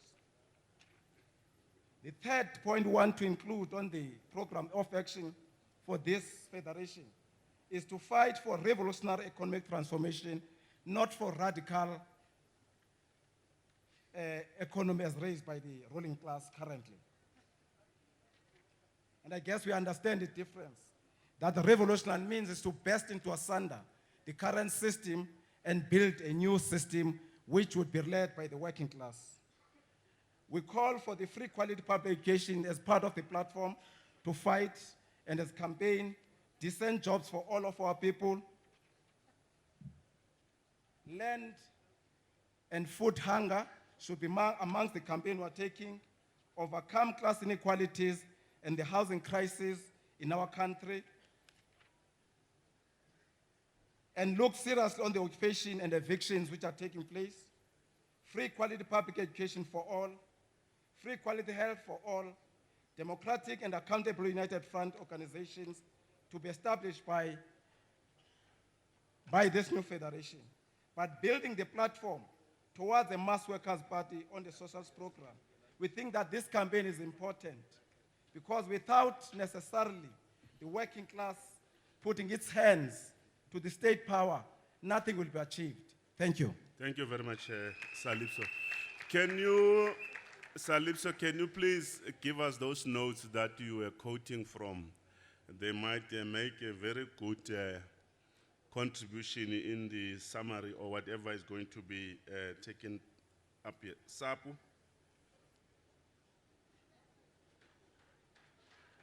Now, far we are here, you'll follow after Sapu. You are noted. You can't come for a second time. Really, guys, let us be honest. Even those ones here, they are gone. Those who have spoken on the matter, unfortunately, comrade, I'm not going to take your hands anymore. Let's take this, Sapu. Sure. Fau, you'll follow. Yes, Chairperson. Chairperson, in supporting all the unions that have spoken before us as SAPU, we want to say the following, that the triple challenges that we're facing as a country, poverty, unemployment, and inequality, will only be addressed fully only when we have a growing economy. Unfortunately, as we speak, we don't have such. What the ANC government has done is to make sure that, knowing that there will be looting from day one up until today, they made the point that they capture the security cluster so that whoever steals do not really go to jail. The security cluster is having problems. Is in crisis. This starts with the appointments of the national commissioners. We have been noting and we have been very clear on the appointment of the national commissioners to say that as SAPU, we are advocating the appointment of a career policeman or woman because we understand and believe that those people are trained people. They've been trained from the basics so they understand the challenges that the police and the security of the country is facing. But the ANC, knowing very well that if they do so, they will all go to jail. They then made a point that whenever they appoint national commissioners, they appoint their friends, they appoint former MK members. I'm not sure whether these guys, they really, did training outside, but they appoint those people. We're not going to stop our call. We therefore request that the Federation must take a very clear stand and support us in that call to say that, because this one, the current one that is in the office now, we also have problems. I heard Comrade Zolenzi Mavavi saying that he must go. We are going to make a pronouncement very soon. We are going to make a pronouncement very soon about him. I think he is misplaced. But we hope that when we make that call, the new federation will support us. They also made the point that all security institutions, they put their people. Look at Hawks, NPA. In fact, we appreciate the fact that the new police minister hasn't wasted time to deal with Untlebeza, Mkhaya. Mkhaya uhlele ebuhlanti ngo. So they are doing that deliberately because they want to make sure that they are protected. But comrades, we would want to request here that as a federation, we will need the support from all the affiliates, especially with regards to the killing of the policemen and women.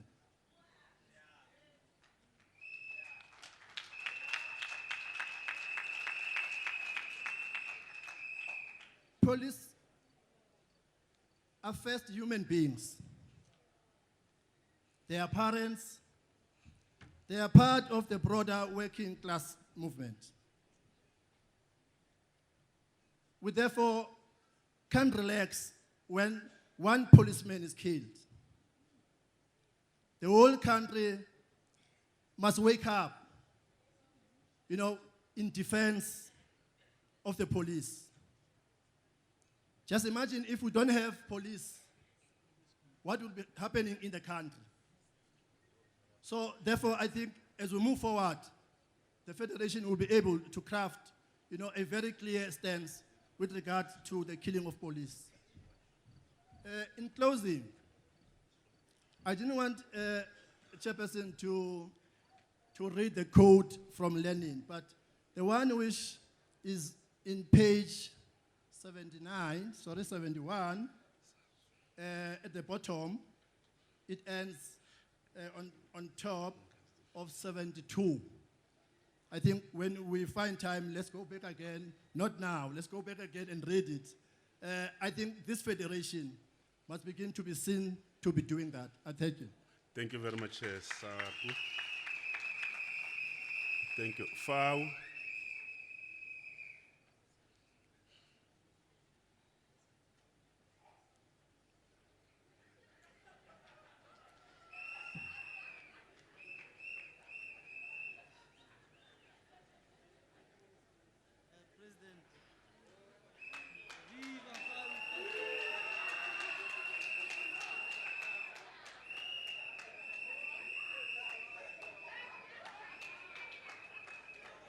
Okay.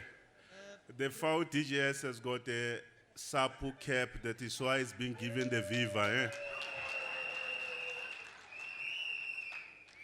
Yeah. Comrade President, Come back, come close to your mic, comrade.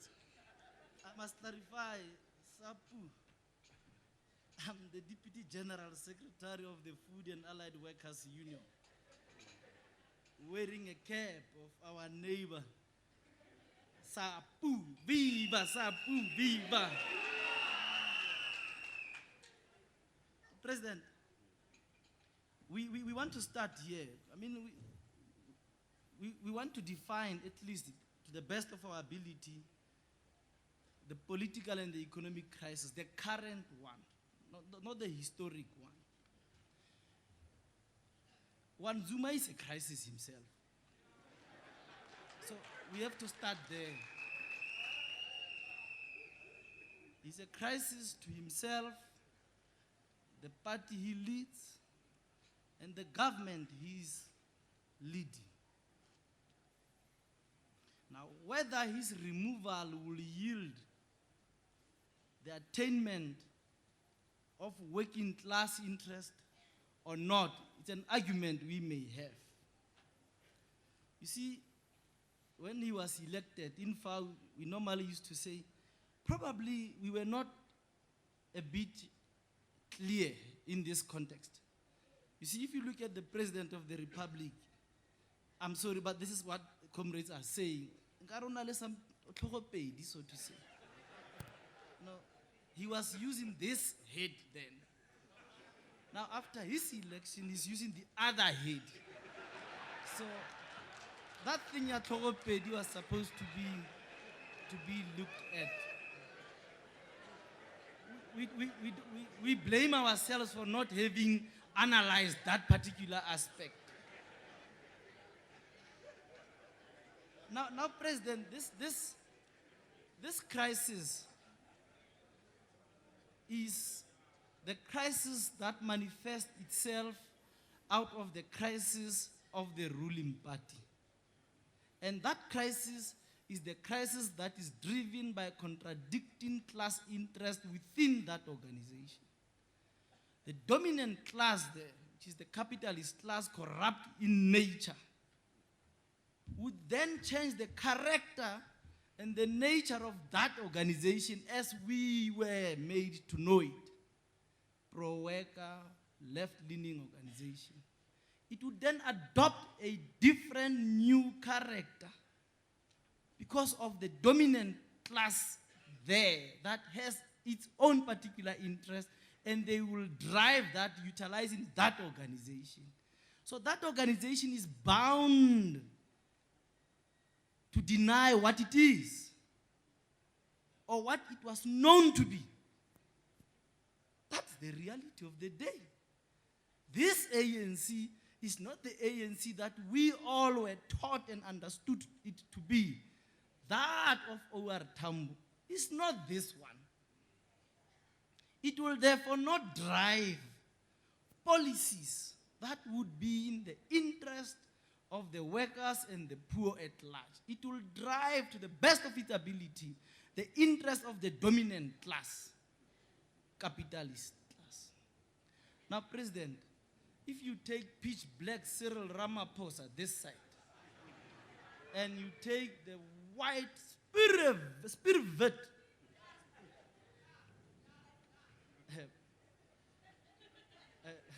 you know, this debate is interesting. You take spirit, Operama this side, and you say Ramaphosa will represent the interest of the working class. Why can't you say this fellow who is spirit will equally do that? It can't be correct, we argue. They represent a particular class.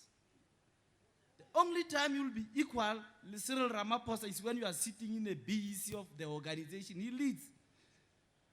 Once he leaves that, you go into your taxi, you get into his limousine, you go to your shack, he goes into his 3, 4, 5 mansion. He have 3-course meal, you have 3 meals a day. Those differences represent class differences. And therefore, you are bound to be in contradict with that fellow at some point in time.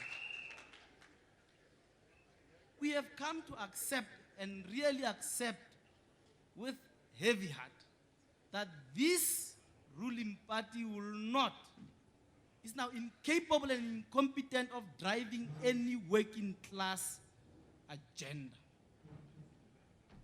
The fact that they couldn't process an NDP, which we are expected to live under up to 2030 through its structures and, for that matter, through their own alliance, and adopted it as a government policy, the same they did with previous policies.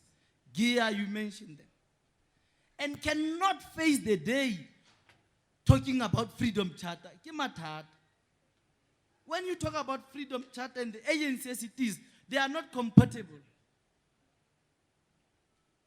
And Freedom Charter was supposed to be the minimum, we argue, the minimum policy that would have been implemented to heal the ills of the past, at least.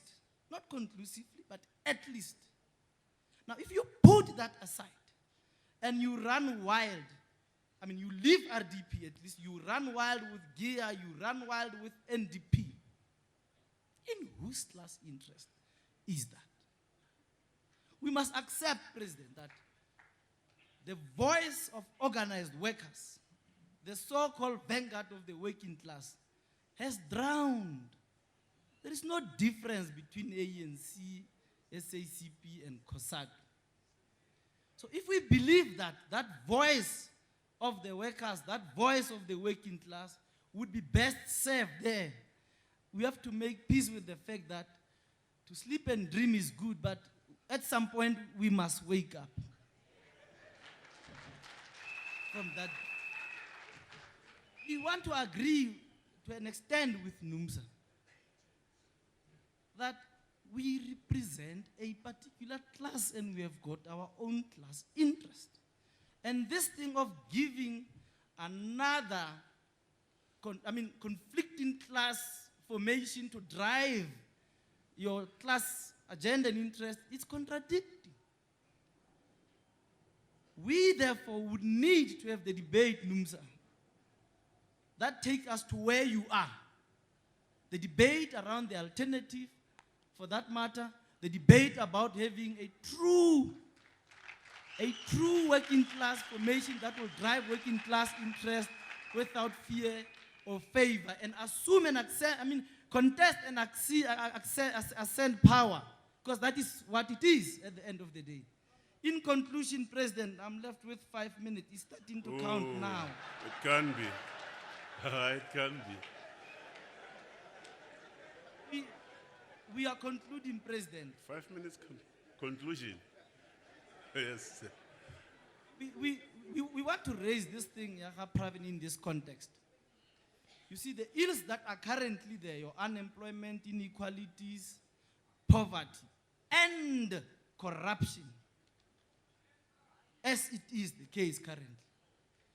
When you look at the removal of Pravin from where FAO is coming from, they are removing a gatekeepers of looters and corrupt individuals to then abuse the treasury to continue to loot. Not that we are defending Pravin per se, but insofar as his efforts are concerned in blocking these corruptors, these looters, we support that particular aspect, because corruption is the immediate and current enemy of our own revolution. By the way, the issue, President, that is very critical then is that we must appreciate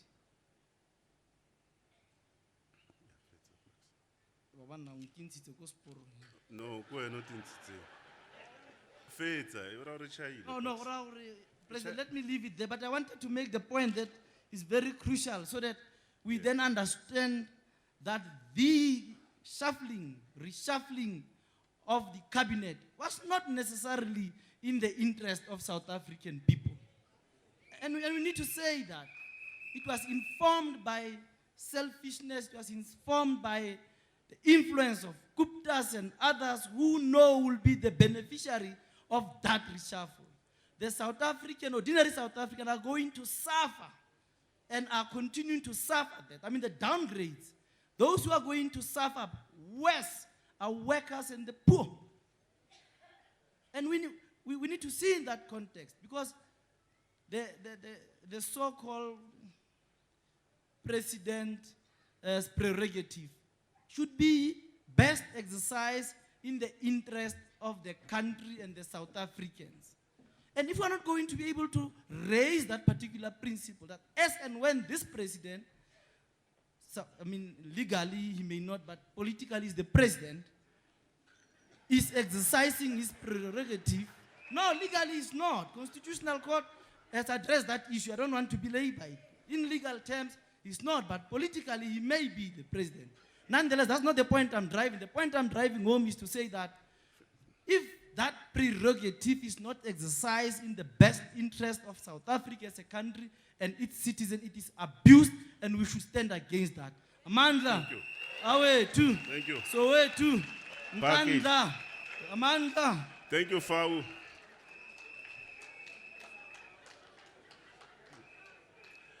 Yeah, thank you very much, Fau. Can I get Sasu? Saksu. Yes, comrade. Comrade President, we are Sasu, you are correct. Thank you, Comrade President. I've learned how to address you so that you are kind to us, and I'll repeatedly call you Comrade President so that you don't stop me.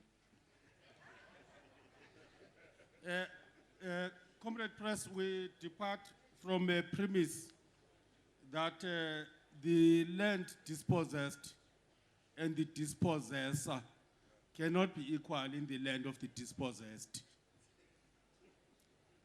Simply because land is the economy. Land is wealth. Land is everything that was left for us by our forefathers. And therefore, if we then say we want to address the land question,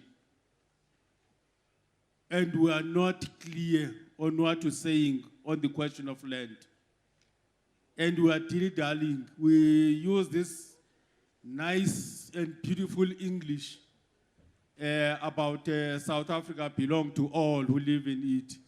Perhaps we should accept that it may as well be, but then you must leave it there. Don't take it further about the sharing in whatever blah, blah, blah must be shared. Because that is exclusively for the indigenous natives. The second point, as a consequence of that erroneous declaration, comrade, we see a situation which is historic and has been perpetuated further, that today poverty continues to have a color. It continues to be black. It continues to be rural. It continues specifically to be African.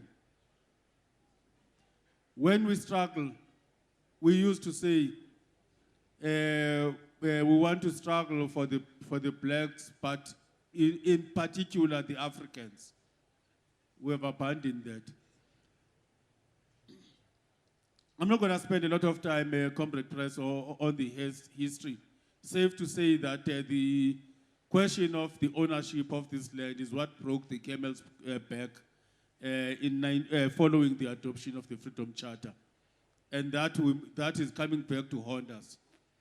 In terms of the current crisis, Comrade President and the conference, this is a man-made crisis. It is not natural.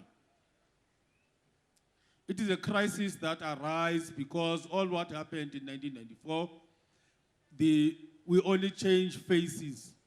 We change a white face and replace it with a chocolate face. But there was never a program to transfer power and wealth. And wealth remained with the minority. Statistics South Africa, a year or two ago, released statistics that whites have become richer in the past 22 years. They accumulated more wealth than they were before 1994. What does that say to us? What does that say about the government that we have held so dearly and so believable? But having said that, how do we then move forward? We align Comrade President and the Congress with the proposal that was made. I think it's actually a resolution with regard to the amendment of Section 25 of the Constitution relating to land. And we are emphatic in expressing the view that what was stolen cannot be bought in order to be returned. So the expropriation of land must be without compensation because that land was stolen. You see, Comrade Press, I'm particularly pleased, and it has got nothing to do with the SAPU cap I'm wearing, that SAPU would agree with me that if I go and steal your car today, and the next day you find it, I have tinted the windows, and I put in some beautiful rims, and when you find it, I then say you must buy it because now this is my car, I've modified it.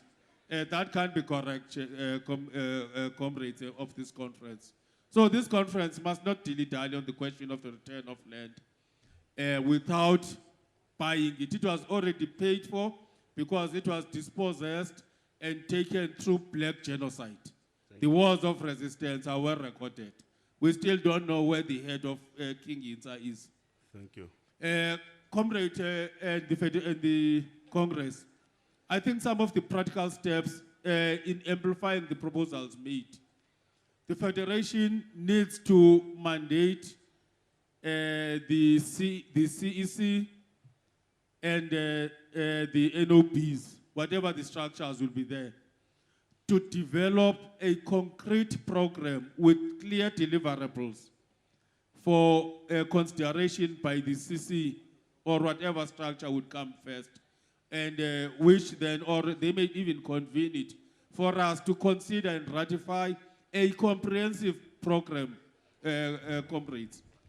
The second proposal we are making concretely is that in the meantime, we need to ask the leadership that will emerge of this federation to move with speed and register the federation with NETLEC so that we are party, we go and dilute those programs, those sellout programs at NETLEC. We had started, I'm pleased to say that we had started because I happened to have been part of the NETLEC team. And we said to the NETLEC that as long as you have excluded this group of workers, more than 500 out of those discussions, that agreement is invalid and we don't respect it. We should then amplify that and act on that statement. Thank you. Thank you very much, Comrade. I am moving towards a closure, really, President. Comrades. It's my 1.5 minute. I've been timing my time, President. In terms of the issue which was raised by SAPU, which relates to the rule of law in the country, we think that we should convene a law and order summit in which we reflect on the challenges that face us. Because some of our challenges, they relate to our porous borders, to poor policy, to the appointment of compromised and corrupt officials to head our security services. And as long as you are compromised and you are corrupt and greedy, you cannot stop anybody from doing that. And lastly, we align ourselves with what Fao was saying in relation to Treasury, that we are not friends of Praveen, but we think that with all its weaknesses and its fault, the Treasury is a national asset that we would want to transform. We need to find it in some good state.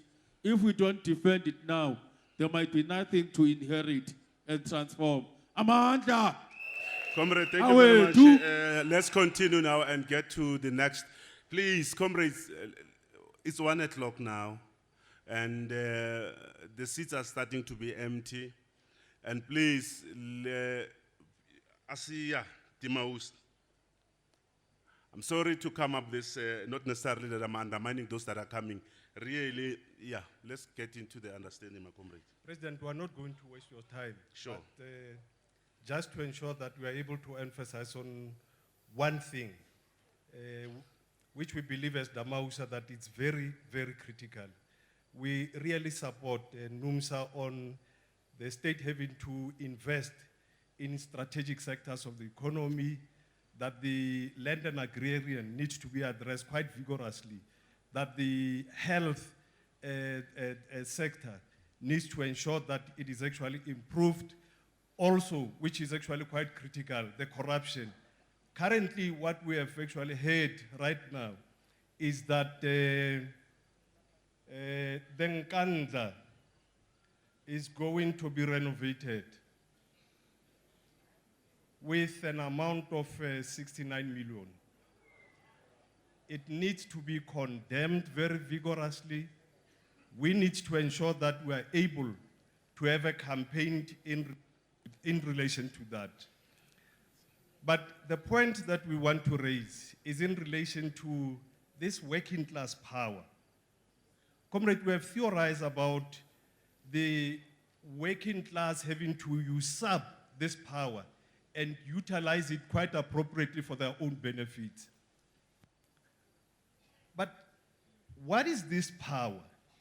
Are you really ready for that power? What if tomorrow, as the report actually illustrates, there might be a uprising by the society in general? What would actually happen to the working class? We're sitting here, we have theorized, but we're not actually emerging quite vigorously with a program and a step that would be able to advance this power we're actually talking about. One would actually illustrate one thing. When I was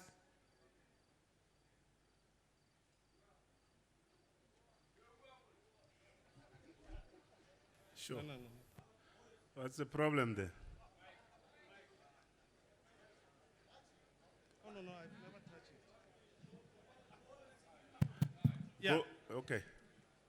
When one was in Senegal at the World Socialist Movement, there was an arrangement that was made by the left forces to go to Rosa Luxemburg House, just to ensure that we are able to really reflect about the uprisings in Egypt and everywhere in the Arab state. And the question was actually posed to the Communist Party of Egypt. Comrades, could you just actually detail to us what are you doing in relation to that particular situation? And indeed, the Communist Party could not actually respond of Egypt, actually respond to that particular question, which is actually quite critical to ourselves. But what is it that we're supposed to be doing, working class, when we emerge out of this house? And my suspicion is that the Central Committee needs to ensure that it's able to provide a platform which would ensure that we as the working class were able to find a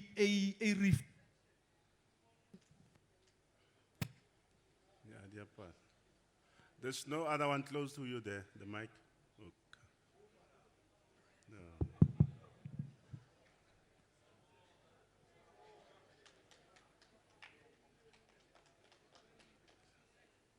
Yeah, thanks. Yeah, thanks. Yeah, I'm just actually closing, comrades, so that we are able to really have what NUMSA has actually suggested to ourselves. You see, Barry, the state is an instrument of a power. It depends which class actually occupies that power. So in ourselves, we need to ensure that we are able to define that and make sense into that theory, because if we are not actually going to theorize and stay here and talk about these things that continue to impact on us as the working class, but not actually have a program that would be able to address us, I'm sure, comrade, will be wasting our time. In fact, in COSATU, We have been doing that for more than 20 years. For more than 20 years, but we have not actually achieved that power that we have actually been theorizing about. And it's quite important, comrade, or when we match here, we have the structure which will be able to reflect about the us working class having to usurp that power. I think that the document, it's important, and it has raised that quite sharply for what is to be done. And it's a question that needs our reflection emerging from here quite vigorously. Thanks, President. Thank you, Comrade Timausha. Thanks also with that trademark. You normally take that, the Trump trademark, you know. Comrades, there are comrades who are going to the dining hall and they are claiming that we have announced it here. I don't remember anyone announcing that people must go for lunch. Please, let us be disciplined, comrade. We are just about to finish. NTM?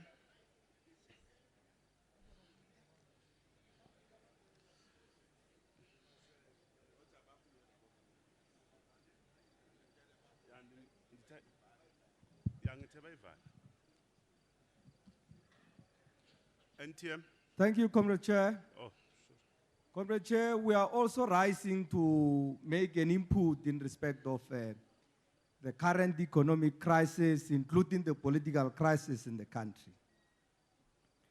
We believe, Comrade Chair, that the current political and economic crisis, they are actually deriving directly from a corrupt capitalist system.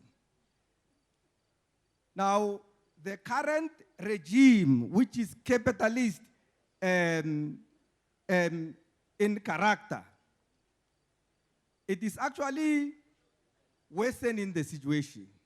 The Zuma regime had been corruptly enriching a faction within the ANC. And in the process, they then neglected their political responsibility of making sure that the majority of the people in the country who are previously disadvantaged are economically empowered. But of course, currently, there is also a faction within the ANC-led alliance that is currently aligning itself with the Ramaphosa faction. You know, the SACP is also part of that particular faction. They had been supporting Jacob Zuma for quite some time because they wanted to benefit from the current regime. Now they've realized that Jacob Zuma's tenure in office is about to expire. They now would want to realign themselves with the Ramaphosa faction, hoping that that particular faction would win and ultimately take charge of government so that they can then continue to benefit. But they have then completely abandoned their political responsibility of advancing the interests of the working class from the true sense of the word. Now, it is important, Comrade Chair, for the Federation to establish a political commission as a matter of urgency for the purpose of exploring the possibility of establishing a revolutionary working class political platform for the purpose of taking the working class struggle to its logical conclusion. We will not be able to achieve socialism insofar as we do not have a political platform from where we can then intensify the working class struggle in our own interest as the working class. Of course, we cannot expect the SACP, which is currently aligned to the bourgeois government to advance the working class struggle in the interest of the working class. That is never going to happen, comrades. But then, we further, comrades, hold the view that we need to campaign on continuous basis and make sure that we mobilize the whole society against the current regime and make sure that we raise their ideological consciousness so that they can march with us towards socialism. That's what we need to do, comrades. We cannot be seen to be leaving the streets to the neoliberal formations in the country. When the moment of the revolution arrives, it should actually found us being ready to seize the state power and make sure that we get to improve the living standard of the working class in the country. Thank you, Comrade Chair. Thank you. Comrades, we are moving towards to take what you call the summary, and then from there we'll tell you what to go. The last in my list is Nuso. I don't know.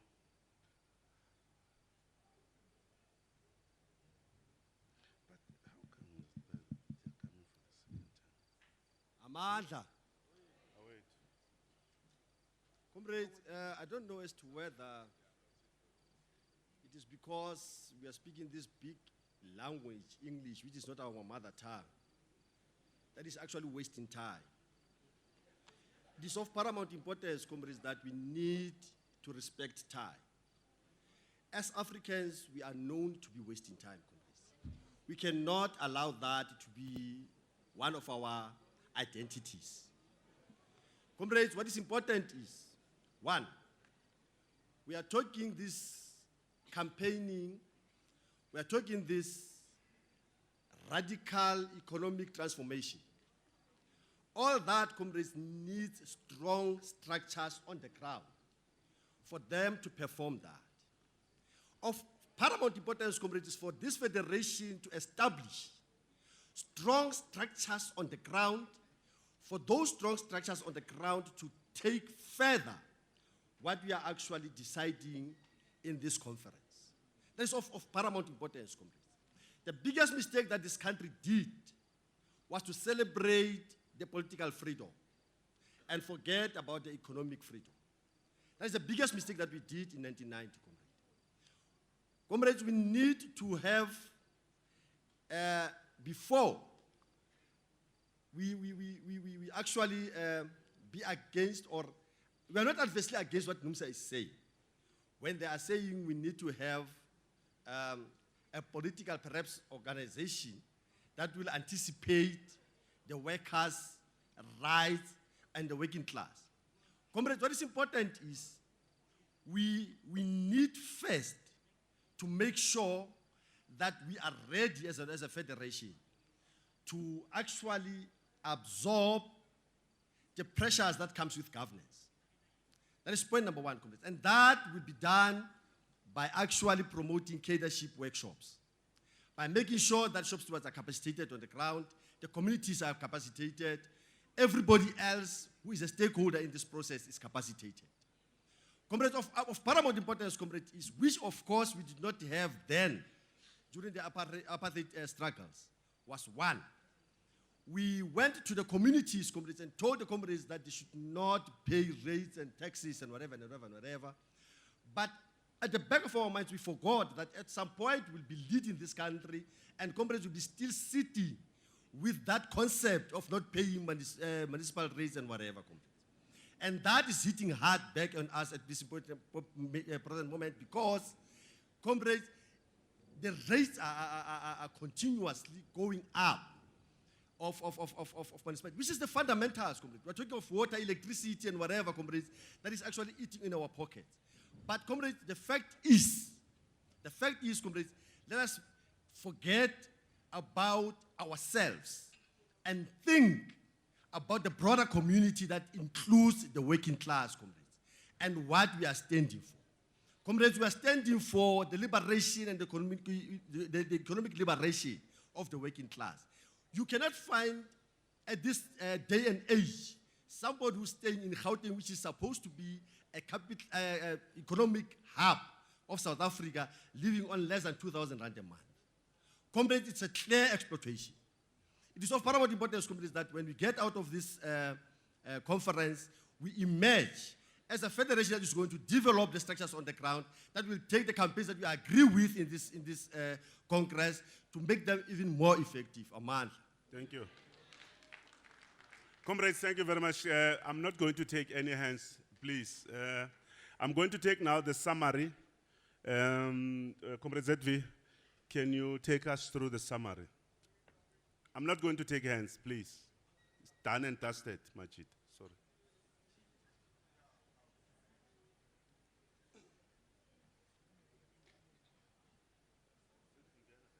Thank you, Comrade President. We debated the issue of the economy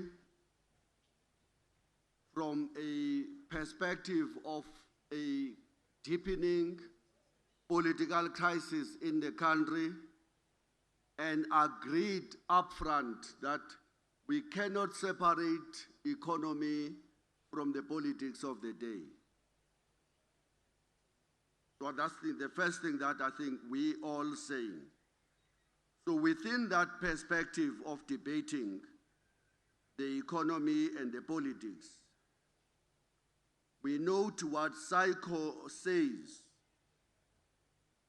that the ANC took over an economy that was shaped by colonial power relations and then failed to transform it to respond to the challenges of the demands of our people for a total liberation. Nobody disagreed with that. NUMSA put that in more detail later. Psycho says there has been a consistent attack on manufacturing and there have been deindustrialization of the economy. Other comrades, including NUMSA and later SASU and others, spoke in some detail about how this was done and what has been the consequences of deindustrialization in the economy. I'm going to come back to this.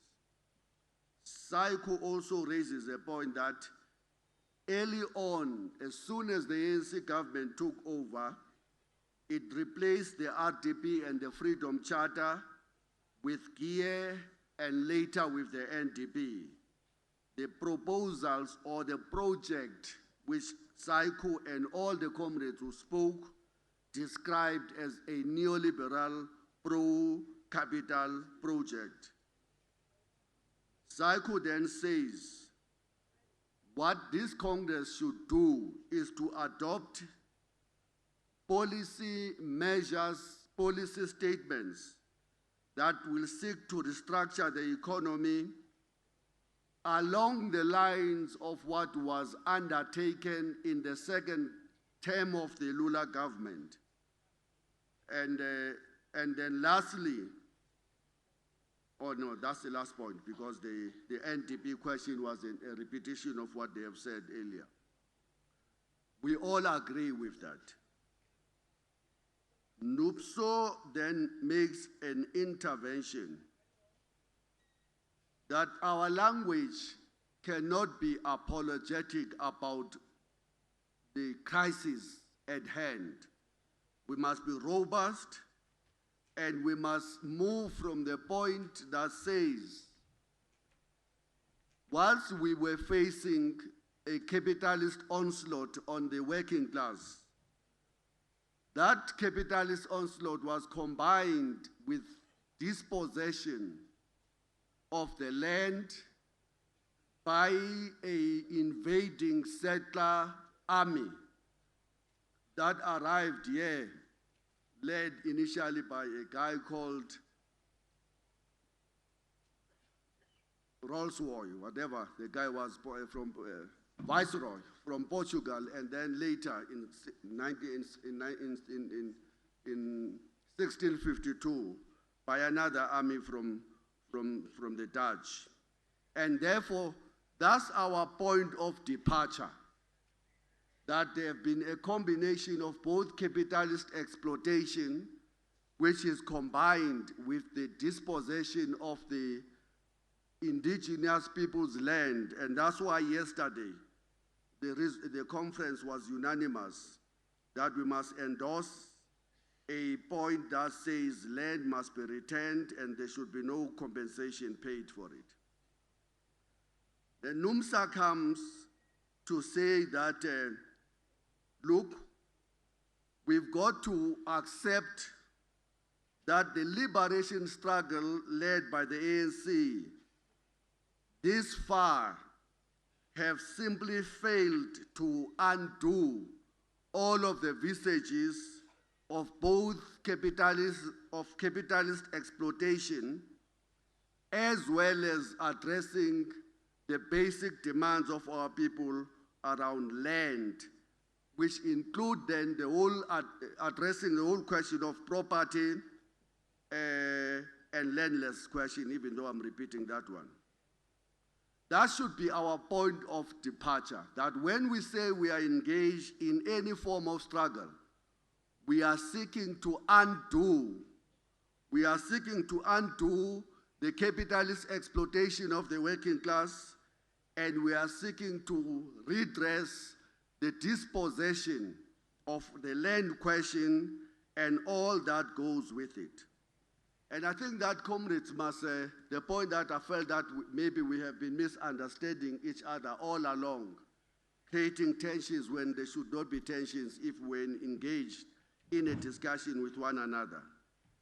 NUMSA's argument is that when we engage in any matter, whether it is a march on ESCOM, whether it is a march on nuclear, whether it is a march on corruption, the starting point must be that we are trying to dismantle the principal contradiction that exists in society, the class exploitation and addressing the land dispossessions of our people by the white settlers. So that ought to be the starting point. I think that NUMSA, in a way, is expressing a view that if we don't start from that point and act on it consistently, the danger that FAO later came back to articulate, that all of our issues may be lost in the details of umvubo wamasele, of coalitions, exist all the time. Then NUMSA goes down the rail in terms of explaining what should be the demands we should be making to back our overall demand for the dismantling of the capitalist economy, capitalist exploitation, and as well as dismantling all of the vestiges of the colonial era. And I may not go in all of the details in the, sorry, I'm using some.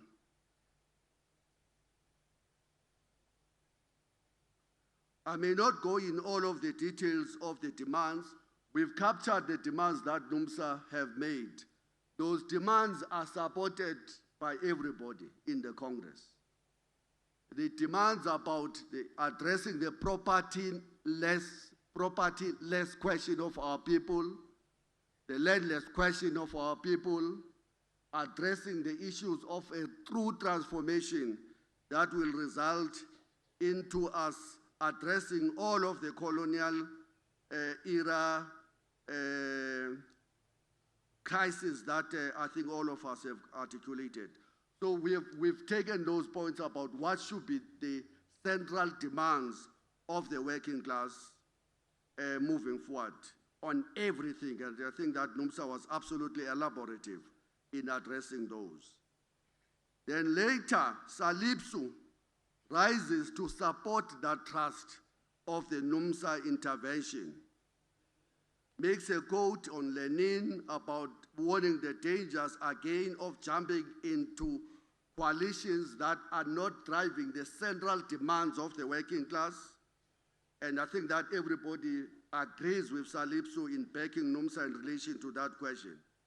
Then goes further to say that the 1994 settlement simply legitimized the land and economic dispossessions, which is basically reinforcing the points that NUMSA was raising. Above that, Salipso says the removal of Gadan was a factional maneuver to prepare for a handover of the treasury to the other institutions of thieves, which FAO comes back later to address. I don't think that there is a disagreement. If I may address NUMSA, FAO, Salipso, NUPSO, SAPU, I don't think that we are at all making different points on this issue.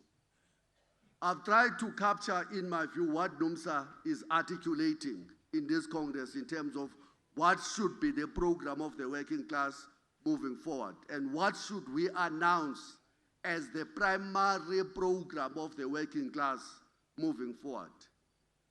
NUMSA didn't say, at least in the presentation, when we embark on the program, it doesn't mean we must confront the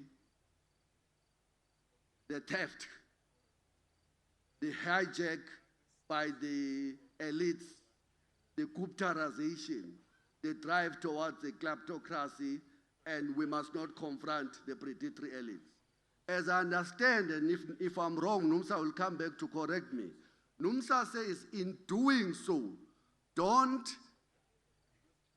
fail to raise a question, the class question, whose class interest are we driving all the time, and who is going to be the ultimate beneficiary of whatever action we undertake.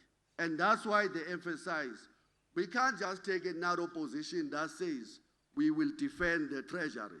No, we can't. We must say we will stop the predatory elites, but we will also stop neoliberalism. And therefore, when we say Gordon must be defended, we're not saying Gordon, I'm sorry, let me repeat that. When we say Zuma and Gordon and neoliberalism must fall, we must be crystal clear and not create a confusion about what should replace them, what should rise. And I think that's, in the main, the point that will unite us if we couch it in those terms. So Salipso raises that point that we must always ask a question, whose class interest are we advancing at all time, and never ever fall in a trap where through our coalitions or even our actions acting on our own, we actually aid a butcher of the working class, and we replace the butcher of the working class with another butcher of the working class. SAPU raises the same point. Or NUMSA would have raised a very important point about what do we do next. And it makes a call on the working class to organize itself for itself, which is the point that gets picked up by a number of unions who agree. And therefore, the point that says from this Congress, we must establish a political and ideological commission to debate what NUMSA calls a moment for the working class to organize itself, and what NTM, SAPU, and NUPSU, Salipso agree with, together with FAO, is then an issue that we must debate in the political commission. SAPU then raises another point about the need to professionalize the public service and to avoid appointing people on the basis of associations other than their profession. A point that gets taken over by SASU, who makes a call that this Congress must agree to convene a justice conference that is going to look at the state of justice in South Africa, the levels of crime, and whether our institutions that exist are adequately responding to the crisis of justice in the society. FAU then makes further points about the nature of the crisis and what we need to do in response to that. And I guess that in the declaration, we can find a way of accommodating and marrying both what NUMSA and FAO is saying in order to go forward on that basis. I've already covered the points that SASO was making in response to SAPU, and I've already covered the SASO point about the point of departure, undoing all of the visages of colonialization and addressing the land question. And the issue of the land, we addressed it yesterday already when we called for land expropriation without any compensation. Dimausa supports the economic demands that NUMSA has made, and we've got to find at least that the theme of the declaration contains those demands so that we expose rather the points that both Ivan and Packet were raising of the people who are jumping on the bandwagon of a radical economic transformation in order to win a factional maneuver inside the ANC instead of addressing the demands that we have been making as the working class. So we've got to come out of this conference very clear that this is what we mean when we talk about a radical economic transformation. And Dimausa reinforced that point very well. And the issue about the state and how we relate to the state as an instrument of class rule is something that we will further discuss in the ideological and political commission that everybody is agreeing that we must establish. The NTM, I've already addressed your main points that we're making, that we're actually dealing with a capitalist crisis, and that Zuma is corruptly enriching a faction in the ANC, and that we must resist that, and in resisting that, we must build as broad coalition as possible on condition that we're very clear about the points that NUMSA was raising in its input. NUPSU then came back again to say and to emphasize the point that the report is making, that nothing is possible without us doing all of the things we said we would do yesterday. Strengthen SAFTU, build SAFTU, recruit, train organizers, train the leadership, train everybody, and build a solid organization that should inspire the rest of the working class into a movement of a broad class confronting the system of capitalism today. I think that NUPSU point is taken. But NUPSU makes a very important point, that NUPSU is not opposed to all of the input that was made by NUMSA, even though I think that in the articulation, the comrades seem to be making a mistake in saying there must be a Chinese wall.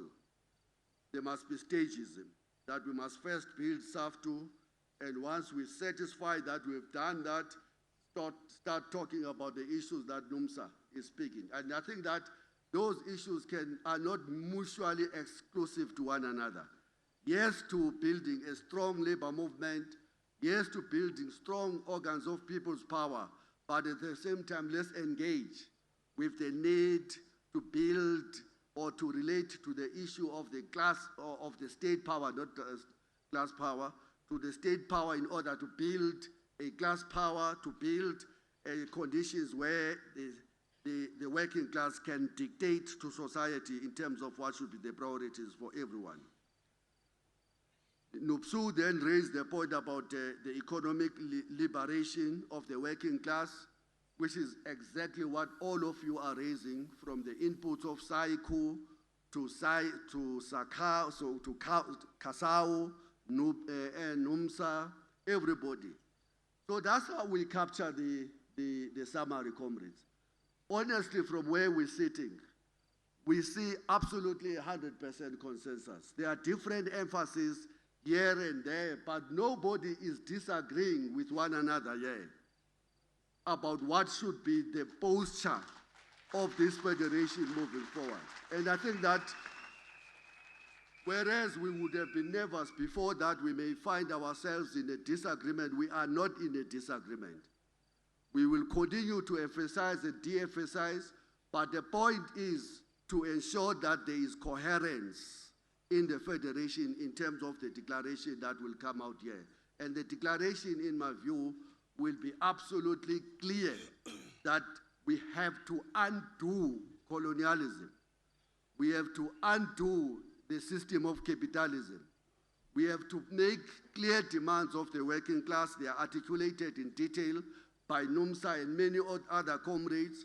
We must confront any attempt to take us into a predatory, elites or elite-controlled kleptocratic order. All of us agree to all of those things, and that in building coalitions, we must not submerge ourselves and end up with demands that actually reinforce our exploitation as the working class instead of undoing our exploitation. Thank you, Comrade President. Thank you very much. Thank you, Comrade Zedvi. Comrades, we'll be talking to the summary, and a minute is enough. If I note you, if you go beyond that, then now I'm going to chop you off. We talk to that, and please, comrades, let's not go out of the way. Salipsu, you are noted.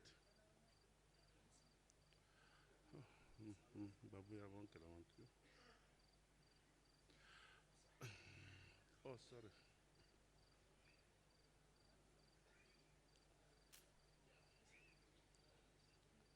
Yeah, you go down. When I put your name, sorry, what is that one? Sapu, go down. Oh, the mouse.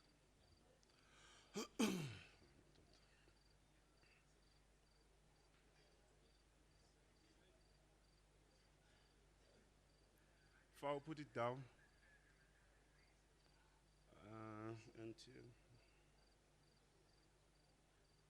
Cycle, go down. Sorry, can you tell me, there are two cycles there, always, raising two boards. Comrade, you're giving me the problem, please. Let one board go up. If there are two, it's not.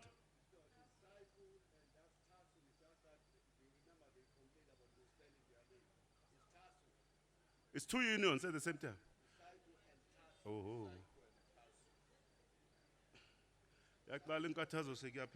Dimausa, you are noted, please. What is that other one? Tasu. And then the other one that is Saiku, on the same sittings. Comrade Nupsu, yeah, it's noted. Actually, they are the first on the list. Comrade, can you talk on the summary? Very short, a minute for a summary.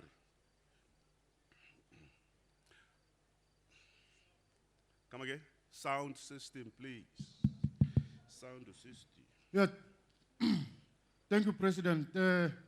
I just wanted to assist us as to the process going forward.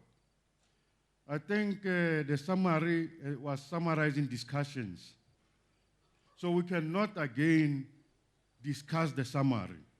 So all we expect you to do is to ask if there's a mover or if there's any corrections to be made or anything omission to be done. Thank you. Thank you.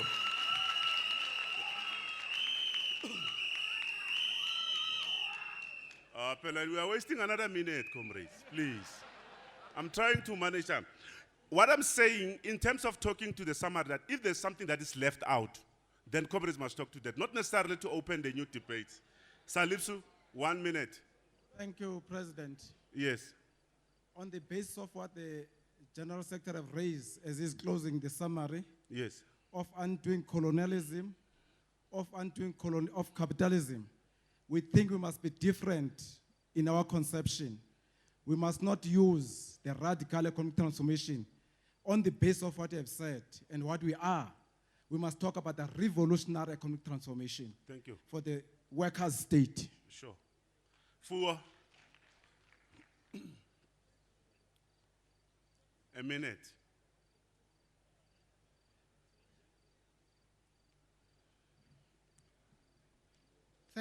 Thank you, Comrade President. We also wanted to rise to note the point that when comrades are rising after the summary, they should actually talk to the issue whether they are moving or rather correcting anything that was not covered within the summary, so that our discussion can be shortened, because already we have discussed these issues and they were well captured by the General Secretary. So if there is any omission to that, then the comrades can rise, like the previous speaker has just alluded to. Thank you, comrade. Thank you. Sure. SAPU, we are doing that, Comrade Wam. Thank you very much for SAPU. Kort en bondag, dames en heren, ons moet gaan. Chairperson, as SAPU in principle, we are very comfortable Sure. with the report by the Secretary. Thank you very much, SAPU. Numsa?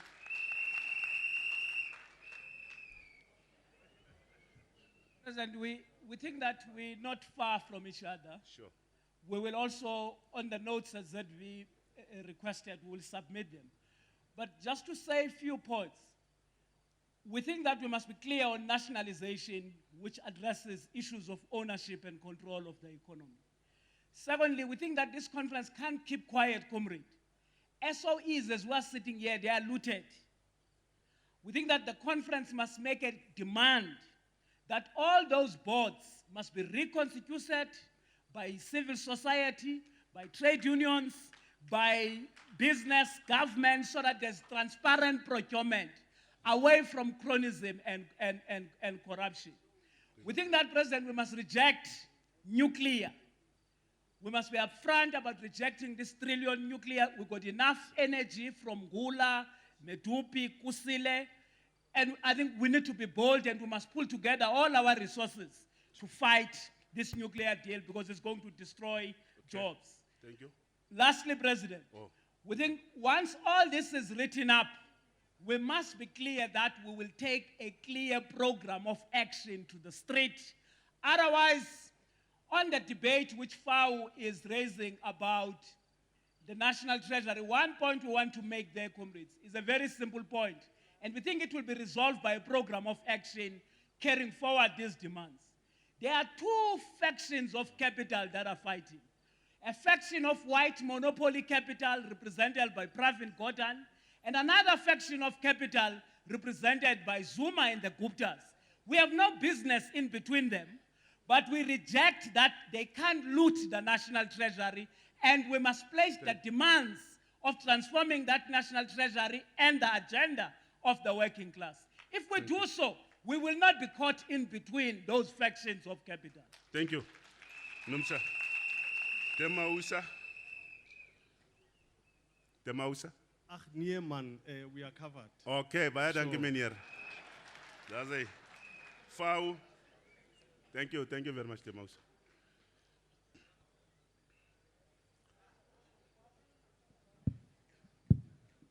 No, thanks, Comrade Chair. Number one, we think that a resolve or a clear commitment in the immediate implementation of the Freedom Charter should reflect there. Number two, a clear reflection of a need to dump the NDP should reflect there. And lastly, I want to correct the Congress that the summary was presented by the convener of the steering committee. Thank you.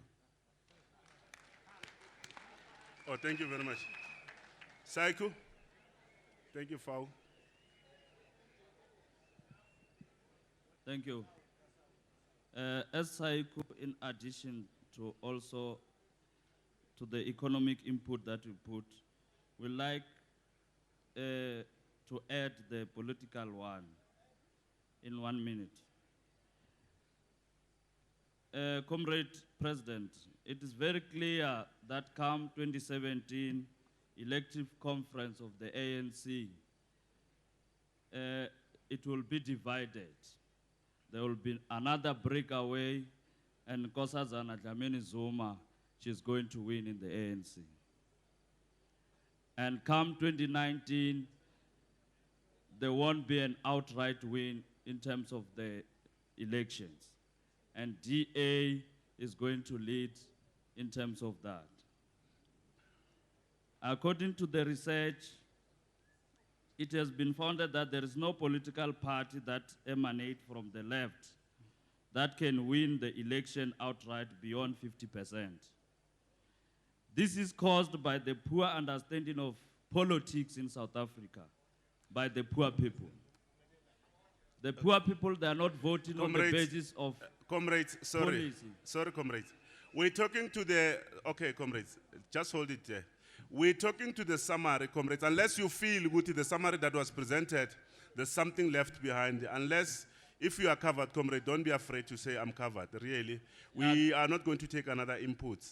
I'm sorry. Yeah, this is what is left behind. It seems to be a new one. This is what left okay, behind. okay. We'll Comrades, put it- please, please, please. Can you just go straight to the point that you want to make that is left behind so that we know this is the point, rather Okay. than going on preamble, Comrade Wam, Should please. the new federation come to a point of launching a new workers' party towards 2019, it won't win election. I want to put it. I want you to put it very clear Comrade, towards 2019. Comrade, sorry, So the okay. solution is. Comrade, the minute you are, please, just conclude, my comrade. Can I conclude? I don't so want to that- remove you there, please. Yeah. Yes, please, comrade. So it is of importance that the other existing parties of the left, like the PAC, AZAPO, EFF, we work together. Okay, okay, thank you, comrades. Thank you very much. No. Can I take? I think okay. it's important to tolerate Comrades, a different view look. here. Comrades. Point of order, Order, comrades. comrades. So hold Please, on, order, order, comrades. Comrades, Look. from just a minute, comrades. Psycho, nobody says what you are saying is rejected or wrong.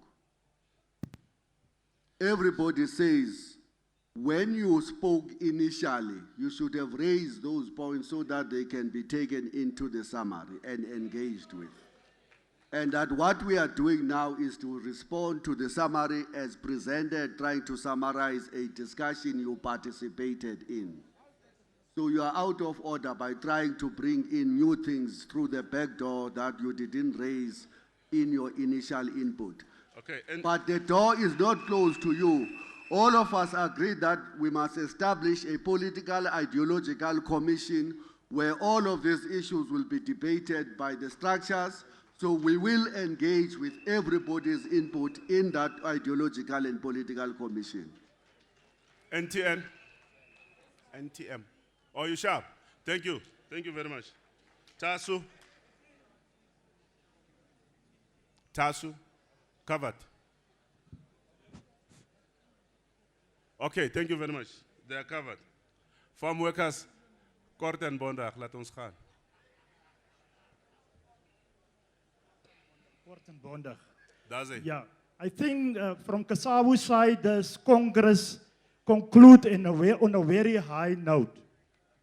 We don't want this federation to disappoint us. We are tired of disappointment. We are tired. The last 23 years, we see the disappointment, and the disappointment. So basically, there's a lot of demands. There's almost various demands. All what we say, all these demands, we must fight for each and every demand. Okay. So sure. that is what we basically, Okay. so that we can basically shift the balance of power to the side of the working class. That is what we say. Thank you. Thank you very much, comrades. Comrades, let's agree that we have got moved the acceptance of that particular summary by the first speaker, which was Nopsu, and then everybody seconded. Agreed? ICTU, I don't know where that's the, I want to move to the next item, comrades. Come again? Come again? No, comrades, look, there was this acceptance of the summary. Now we are getting to the acceptance, the adoption of the entire report. That's where I'm going. Yes. Sometimes you are driving a car that has got 5 drivers inside. I see to you. Yeah, Yeah. Thank you, President. We want to adopt, we're moving for the adoption, Comrade President, of the summary in totality. Thank you. Okay. Can I get the mover of that summary? But comrades, we need to adopt the entire report because we have been accepting the Ditau. Yeah, by the way, your mic is a bit far, Ditau. We want you the acceptance of the entire report, comrades.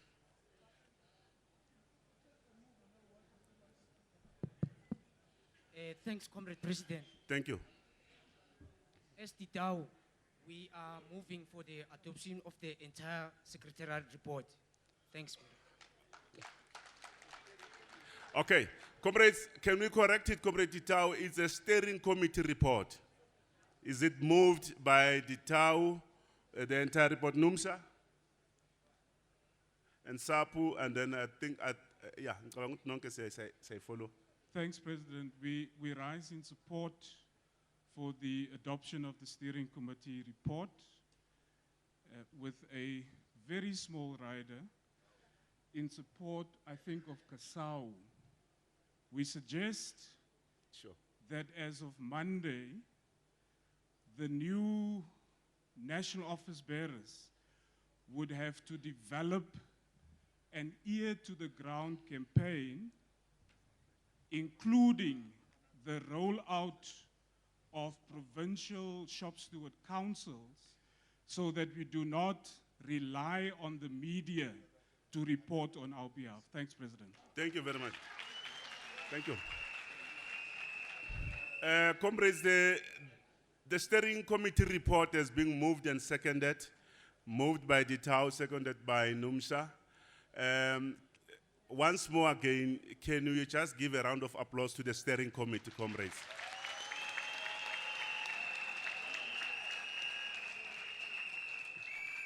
This was a very, very good job that is being done.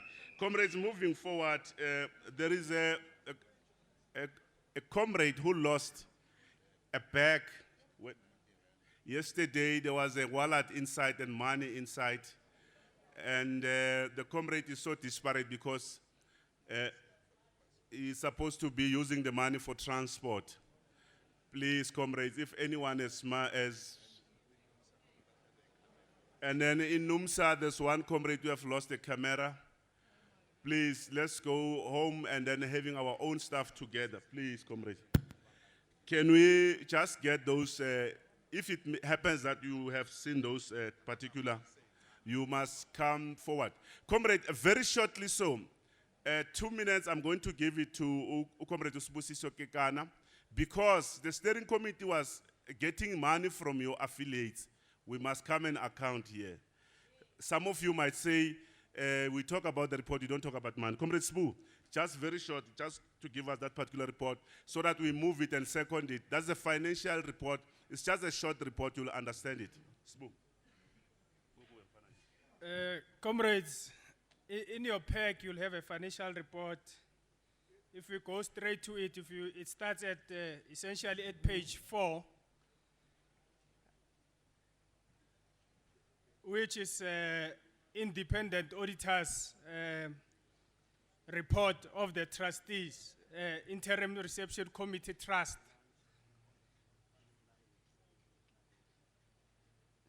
Basically, you will read, comrades, but in a nutshell, it says that the finances of the trust, which was used as a vehicle to assist the operations center in carrying out the programs, has been run in accordance with the trust rules, and everything has been prepared and explained to the auditors in line with the financial management accounting prescripts. If you move to page 3, basically that section contains your income, which would be the contributions that you would have been making, and the expenditure. And you will note, comrades, in the income, the subscriptions received in particular were only 317,000 for the ensuing 12-month audit period. Indeed, it confirms that these workers have not been funded by imperialists or any Western or European forces, as some seek to claim sometimes. Under your expenditure, comrades, you will note those expenditures that assisted the operations center to carry the work forward. And then at the end, you'll have your net profit. But this not being a trust that is not for profit making, you will note under taxation, we are not going to pay tax, as we've applied to be exempted from tax. The next page, page 6, basically it's your balance sheet, just reflecting your total assets in terms of the cash that you would have had in your bank account by the 28th of February. And underneath that, it will be your equity and your liabilities reflected there. And then under page 5, page 7, basically it is just notes to the financial statements that explains some of the transactions that we would have seen under your income statement and your balance sheet, comrades. In a nutshell, that is, comrades, your financial report for the ensuing 12 months. Thank you.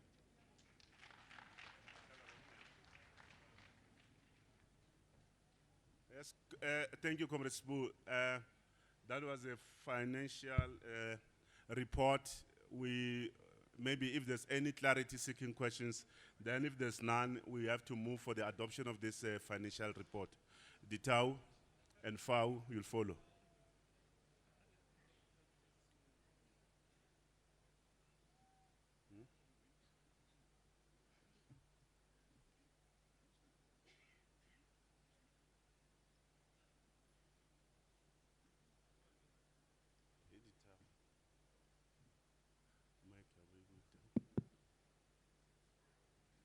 Comrade President, we were made to believe that the finances were presented to the steering committee.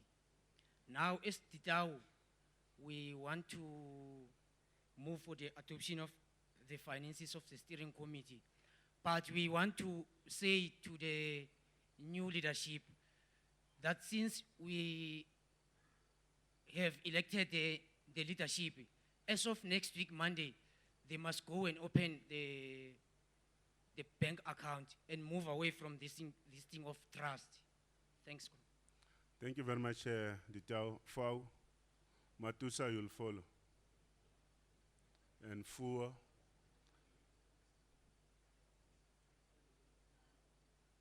Thank you, Comrade President. As far as we appreciate the work that was being done to give a detailed analysis of to date of income and expenditure. So as that going forward, FAO was seconding. Thank you. Thank you very much, Fau.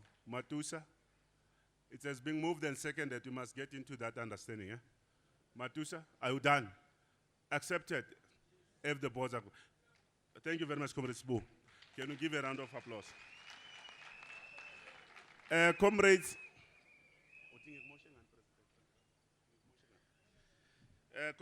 I'm going to invite the committee that was dealing by constitutional amendments that will come take us through some of those particular inputs. It was led by the DGS of NUMSA. I don't know anyone who is working so that they can quickly come and deal with that particular aspect. Comrade Zedvi? No, President, you're mistaking the Resolutions Committee and the Constitutional Committee we set up yesterday. Yeah. So Steve have been asked by Oh. the comrades to report. We will just take few minutes with through the slides, and then we endorse the constitution. On the constitution. Is it you? Okay.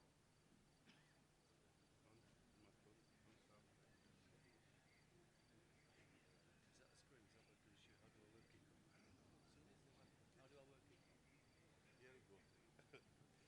I don't know whether it's... I can't read it. Yeah, read it from here.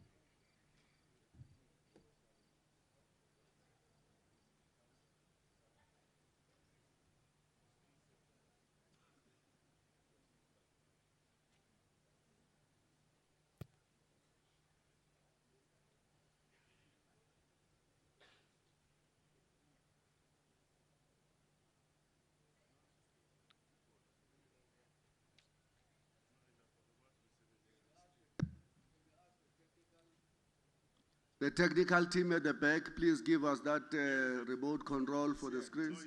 Okay, thank you very much. But it seems now we can't operate it. How does it work?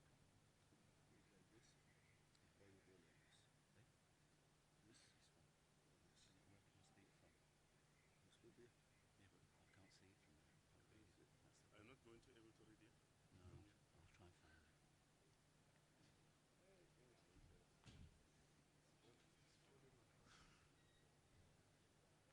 God help us.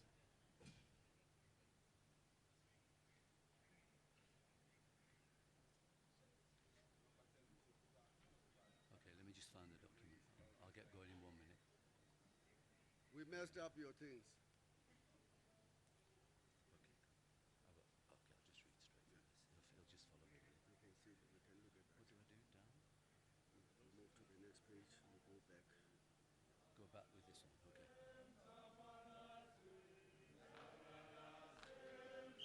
No, but you can go, continue. It's there on this other screen. You can go. Okay, amandla, comrades. Comrades, I've been given just a few minutes. Sorry, this is Comrade Stivovo from the Ops Centre.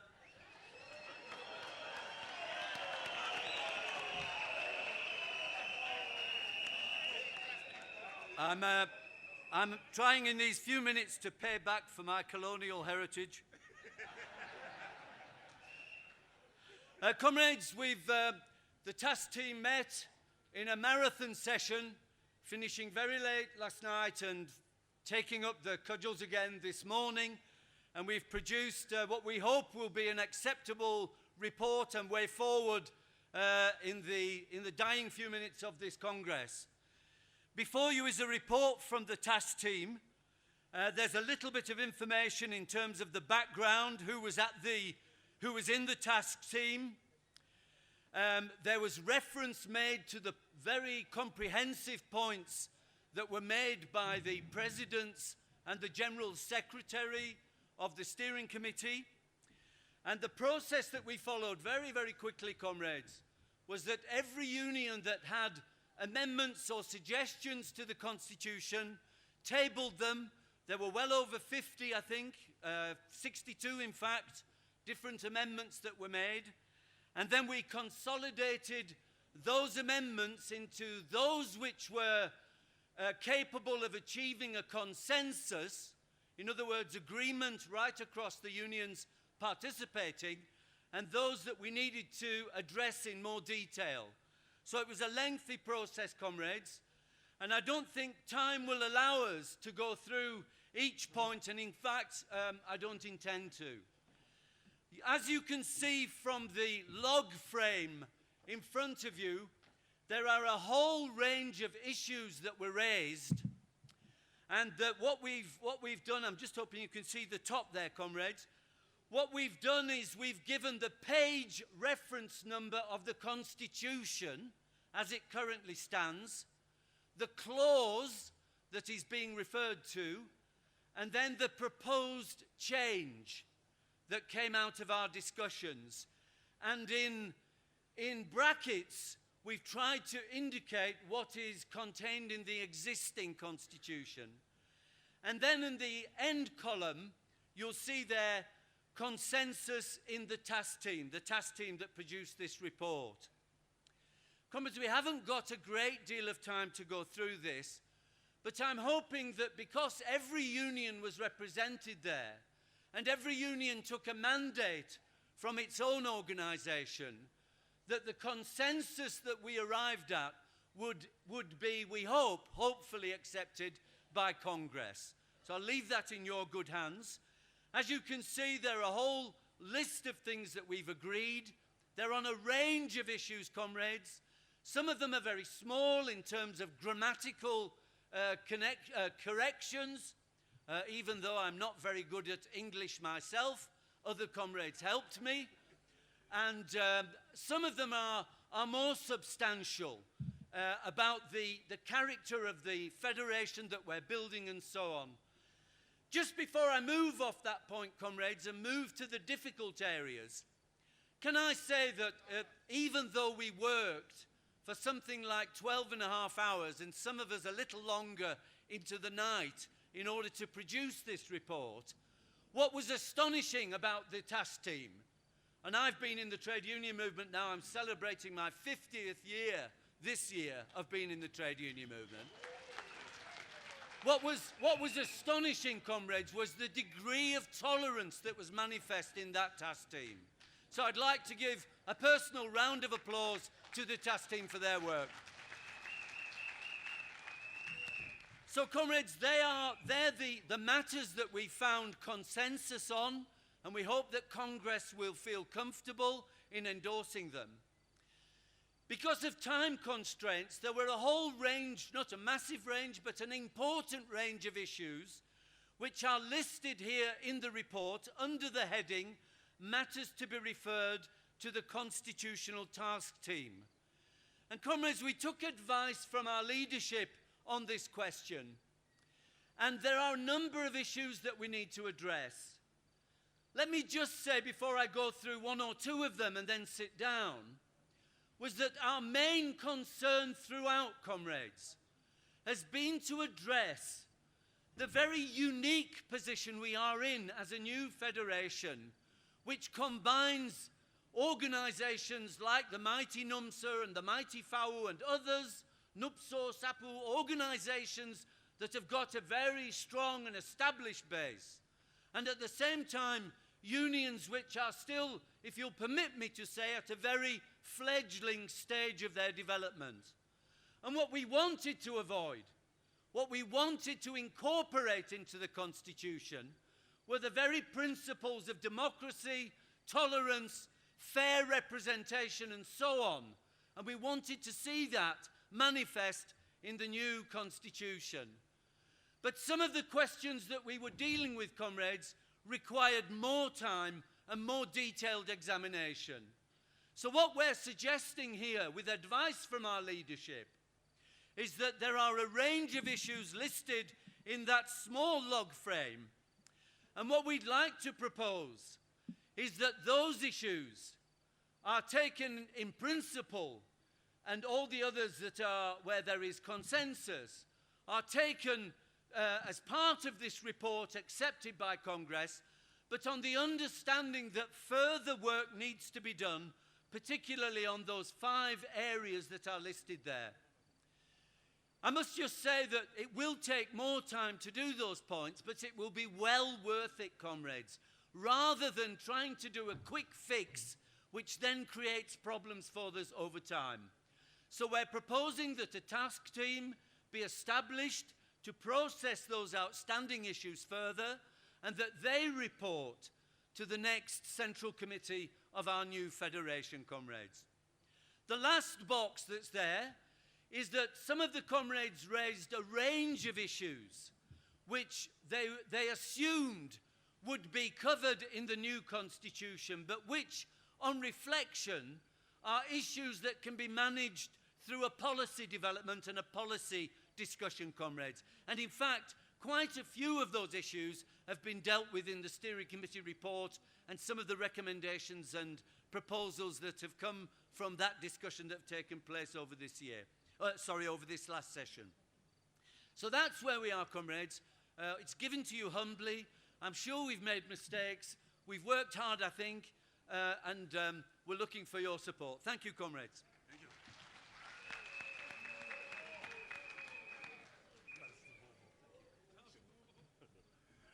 Yeah, thank you very much, Comrade Stivovo.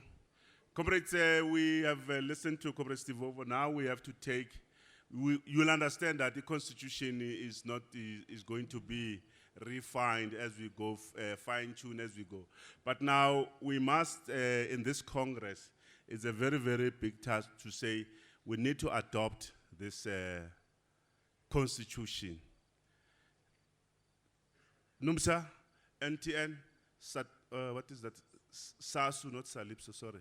Yeah, DITAO. In that form. Thank you, Comrade President. We want to put forward the following motion on the constitutional amendments. Okay. Firstly, we want to endorse the report presented by the Constitutional Amendment Subcommittee as a principle.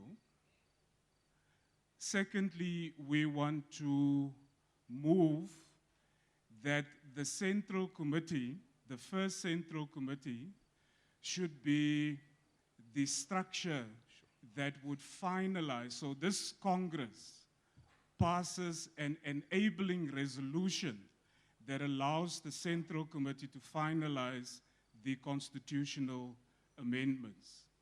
That would therefore give all of the affiliates an opportunity to engage with any of the matters that are not in agreement, and even if there's an affiliate that want to come back on an area where the committee has consensus, it would be entirely possible for them to do so. But finally, we propose that the same subcommittee that had been dealing with the amendments be the subcommittee to work with the new national office bearers in ensuring that they flesh out the remaining issues, feedback to the affiliates, and on that basis we would be ready and prepared to finalize in the Central Committee. That's our submission. Thank you. Thank you very much, NUMSA. NTM.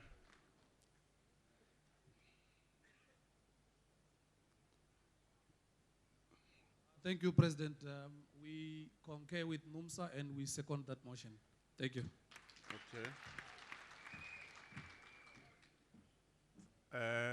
The Tau, oh, what is that again? SASU, President.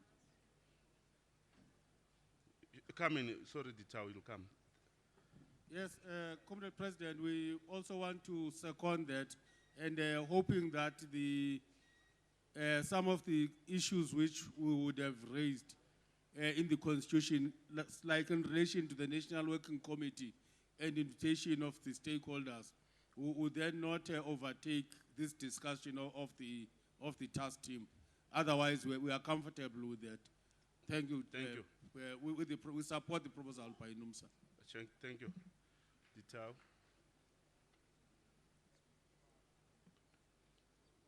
Let me just note this one. Who's another one?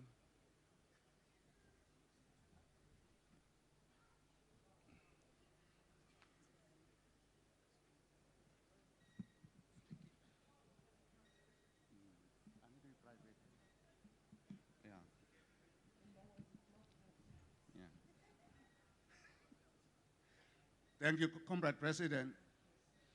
We want to join, Comrade President, the chorus, but we want to be sure first whether INUMSA adopted the constitutions or they have processed it. But we're standing up to, in principle, to adopt the constitutions, because if we don't do that, Comrade, tomorrow after this Congress, we're not going to operate as an organization without constitutions. So in principle, we must have a constitutions, then thereafter, and then process it in terms of what NUMSA raised, and then the other comrade, that other side. On those bases, we are supporting them, that and saying that we accept the report from the task team, we adopt these constitutions in principle, so that tomorrow we have a constitutions and to do all the things the legal requirements that we're supposed to do as an organization. Then after, and then we take all these issues, remaining issues, in terms of what it has been and suggested by the other sister unions. Thanks, Comrade President. Thank you, Ritao. I took it that NUMSA was moving for the adoption, isn't it? Comrade, can you go just so that you, TJS, sure. On record, for record purposes, Yeah, sure. no, we concur and we're happy for the adoption subject to the other issues we've listed. Thank you. Yeah, thank you very much, Comrade NUMSA. Fau. Oh, I say value. Comrade, thank you very much. I think it's done. Can you give yourself a hand? Thank you. Thank you. Thank you very much. Thank you. Thank you.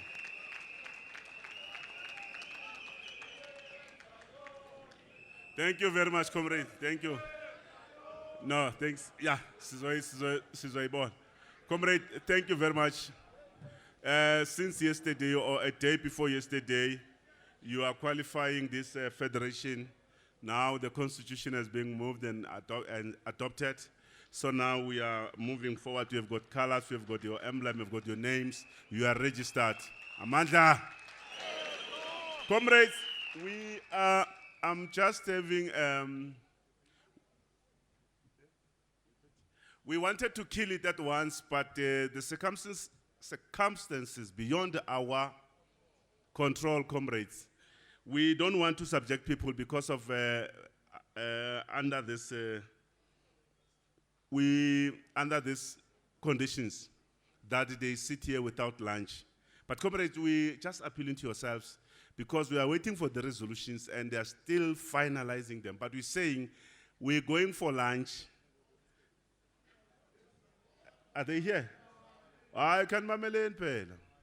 You might lose, comrade ZV. This is our proposal, comrades. The resolutions will be drafted properly in detail in the coming week. What we need is a declaration of the Congress. Unfortunately, the resolutions committee is the one politically that must sign off on that declaration, and there's some staff members who are drafting it and were trying to capture the discussion and summarizing the summaries that we were providing. What we need is basically to get the resolutions committee an opportunity to just walk through that declaration whilst we are having lunch.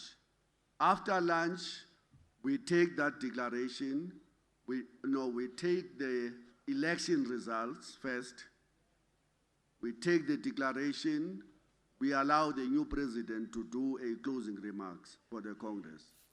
And so that should take us, if you are disciplined, if you are not going to want to be pushed outside for an hour, we should be out of here at 3 o'clock, 3:30, 4 o'clock at West. Okay. We have a press conference with the media at 4 o'clock, so by that we're done. By then we should be done. Okay. Comrades, can I just say, out of that, we move a bit quicker, that we save that particular time. It's now 2:20. Let us be here by 3:15. Be seated. And then can I give you, okay, comrades, can I give you the venue for lunch? Yeah, okay, okay.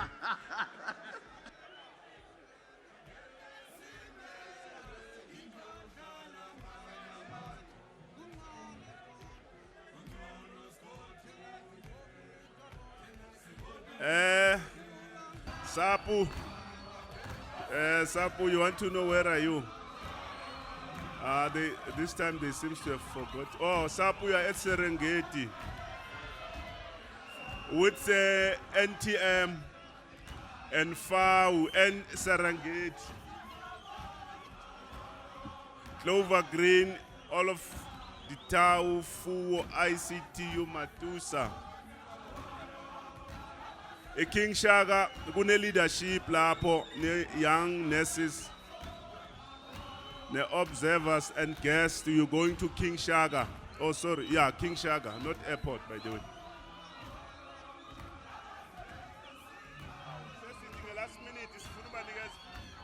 Yeah, we are done. We want to give them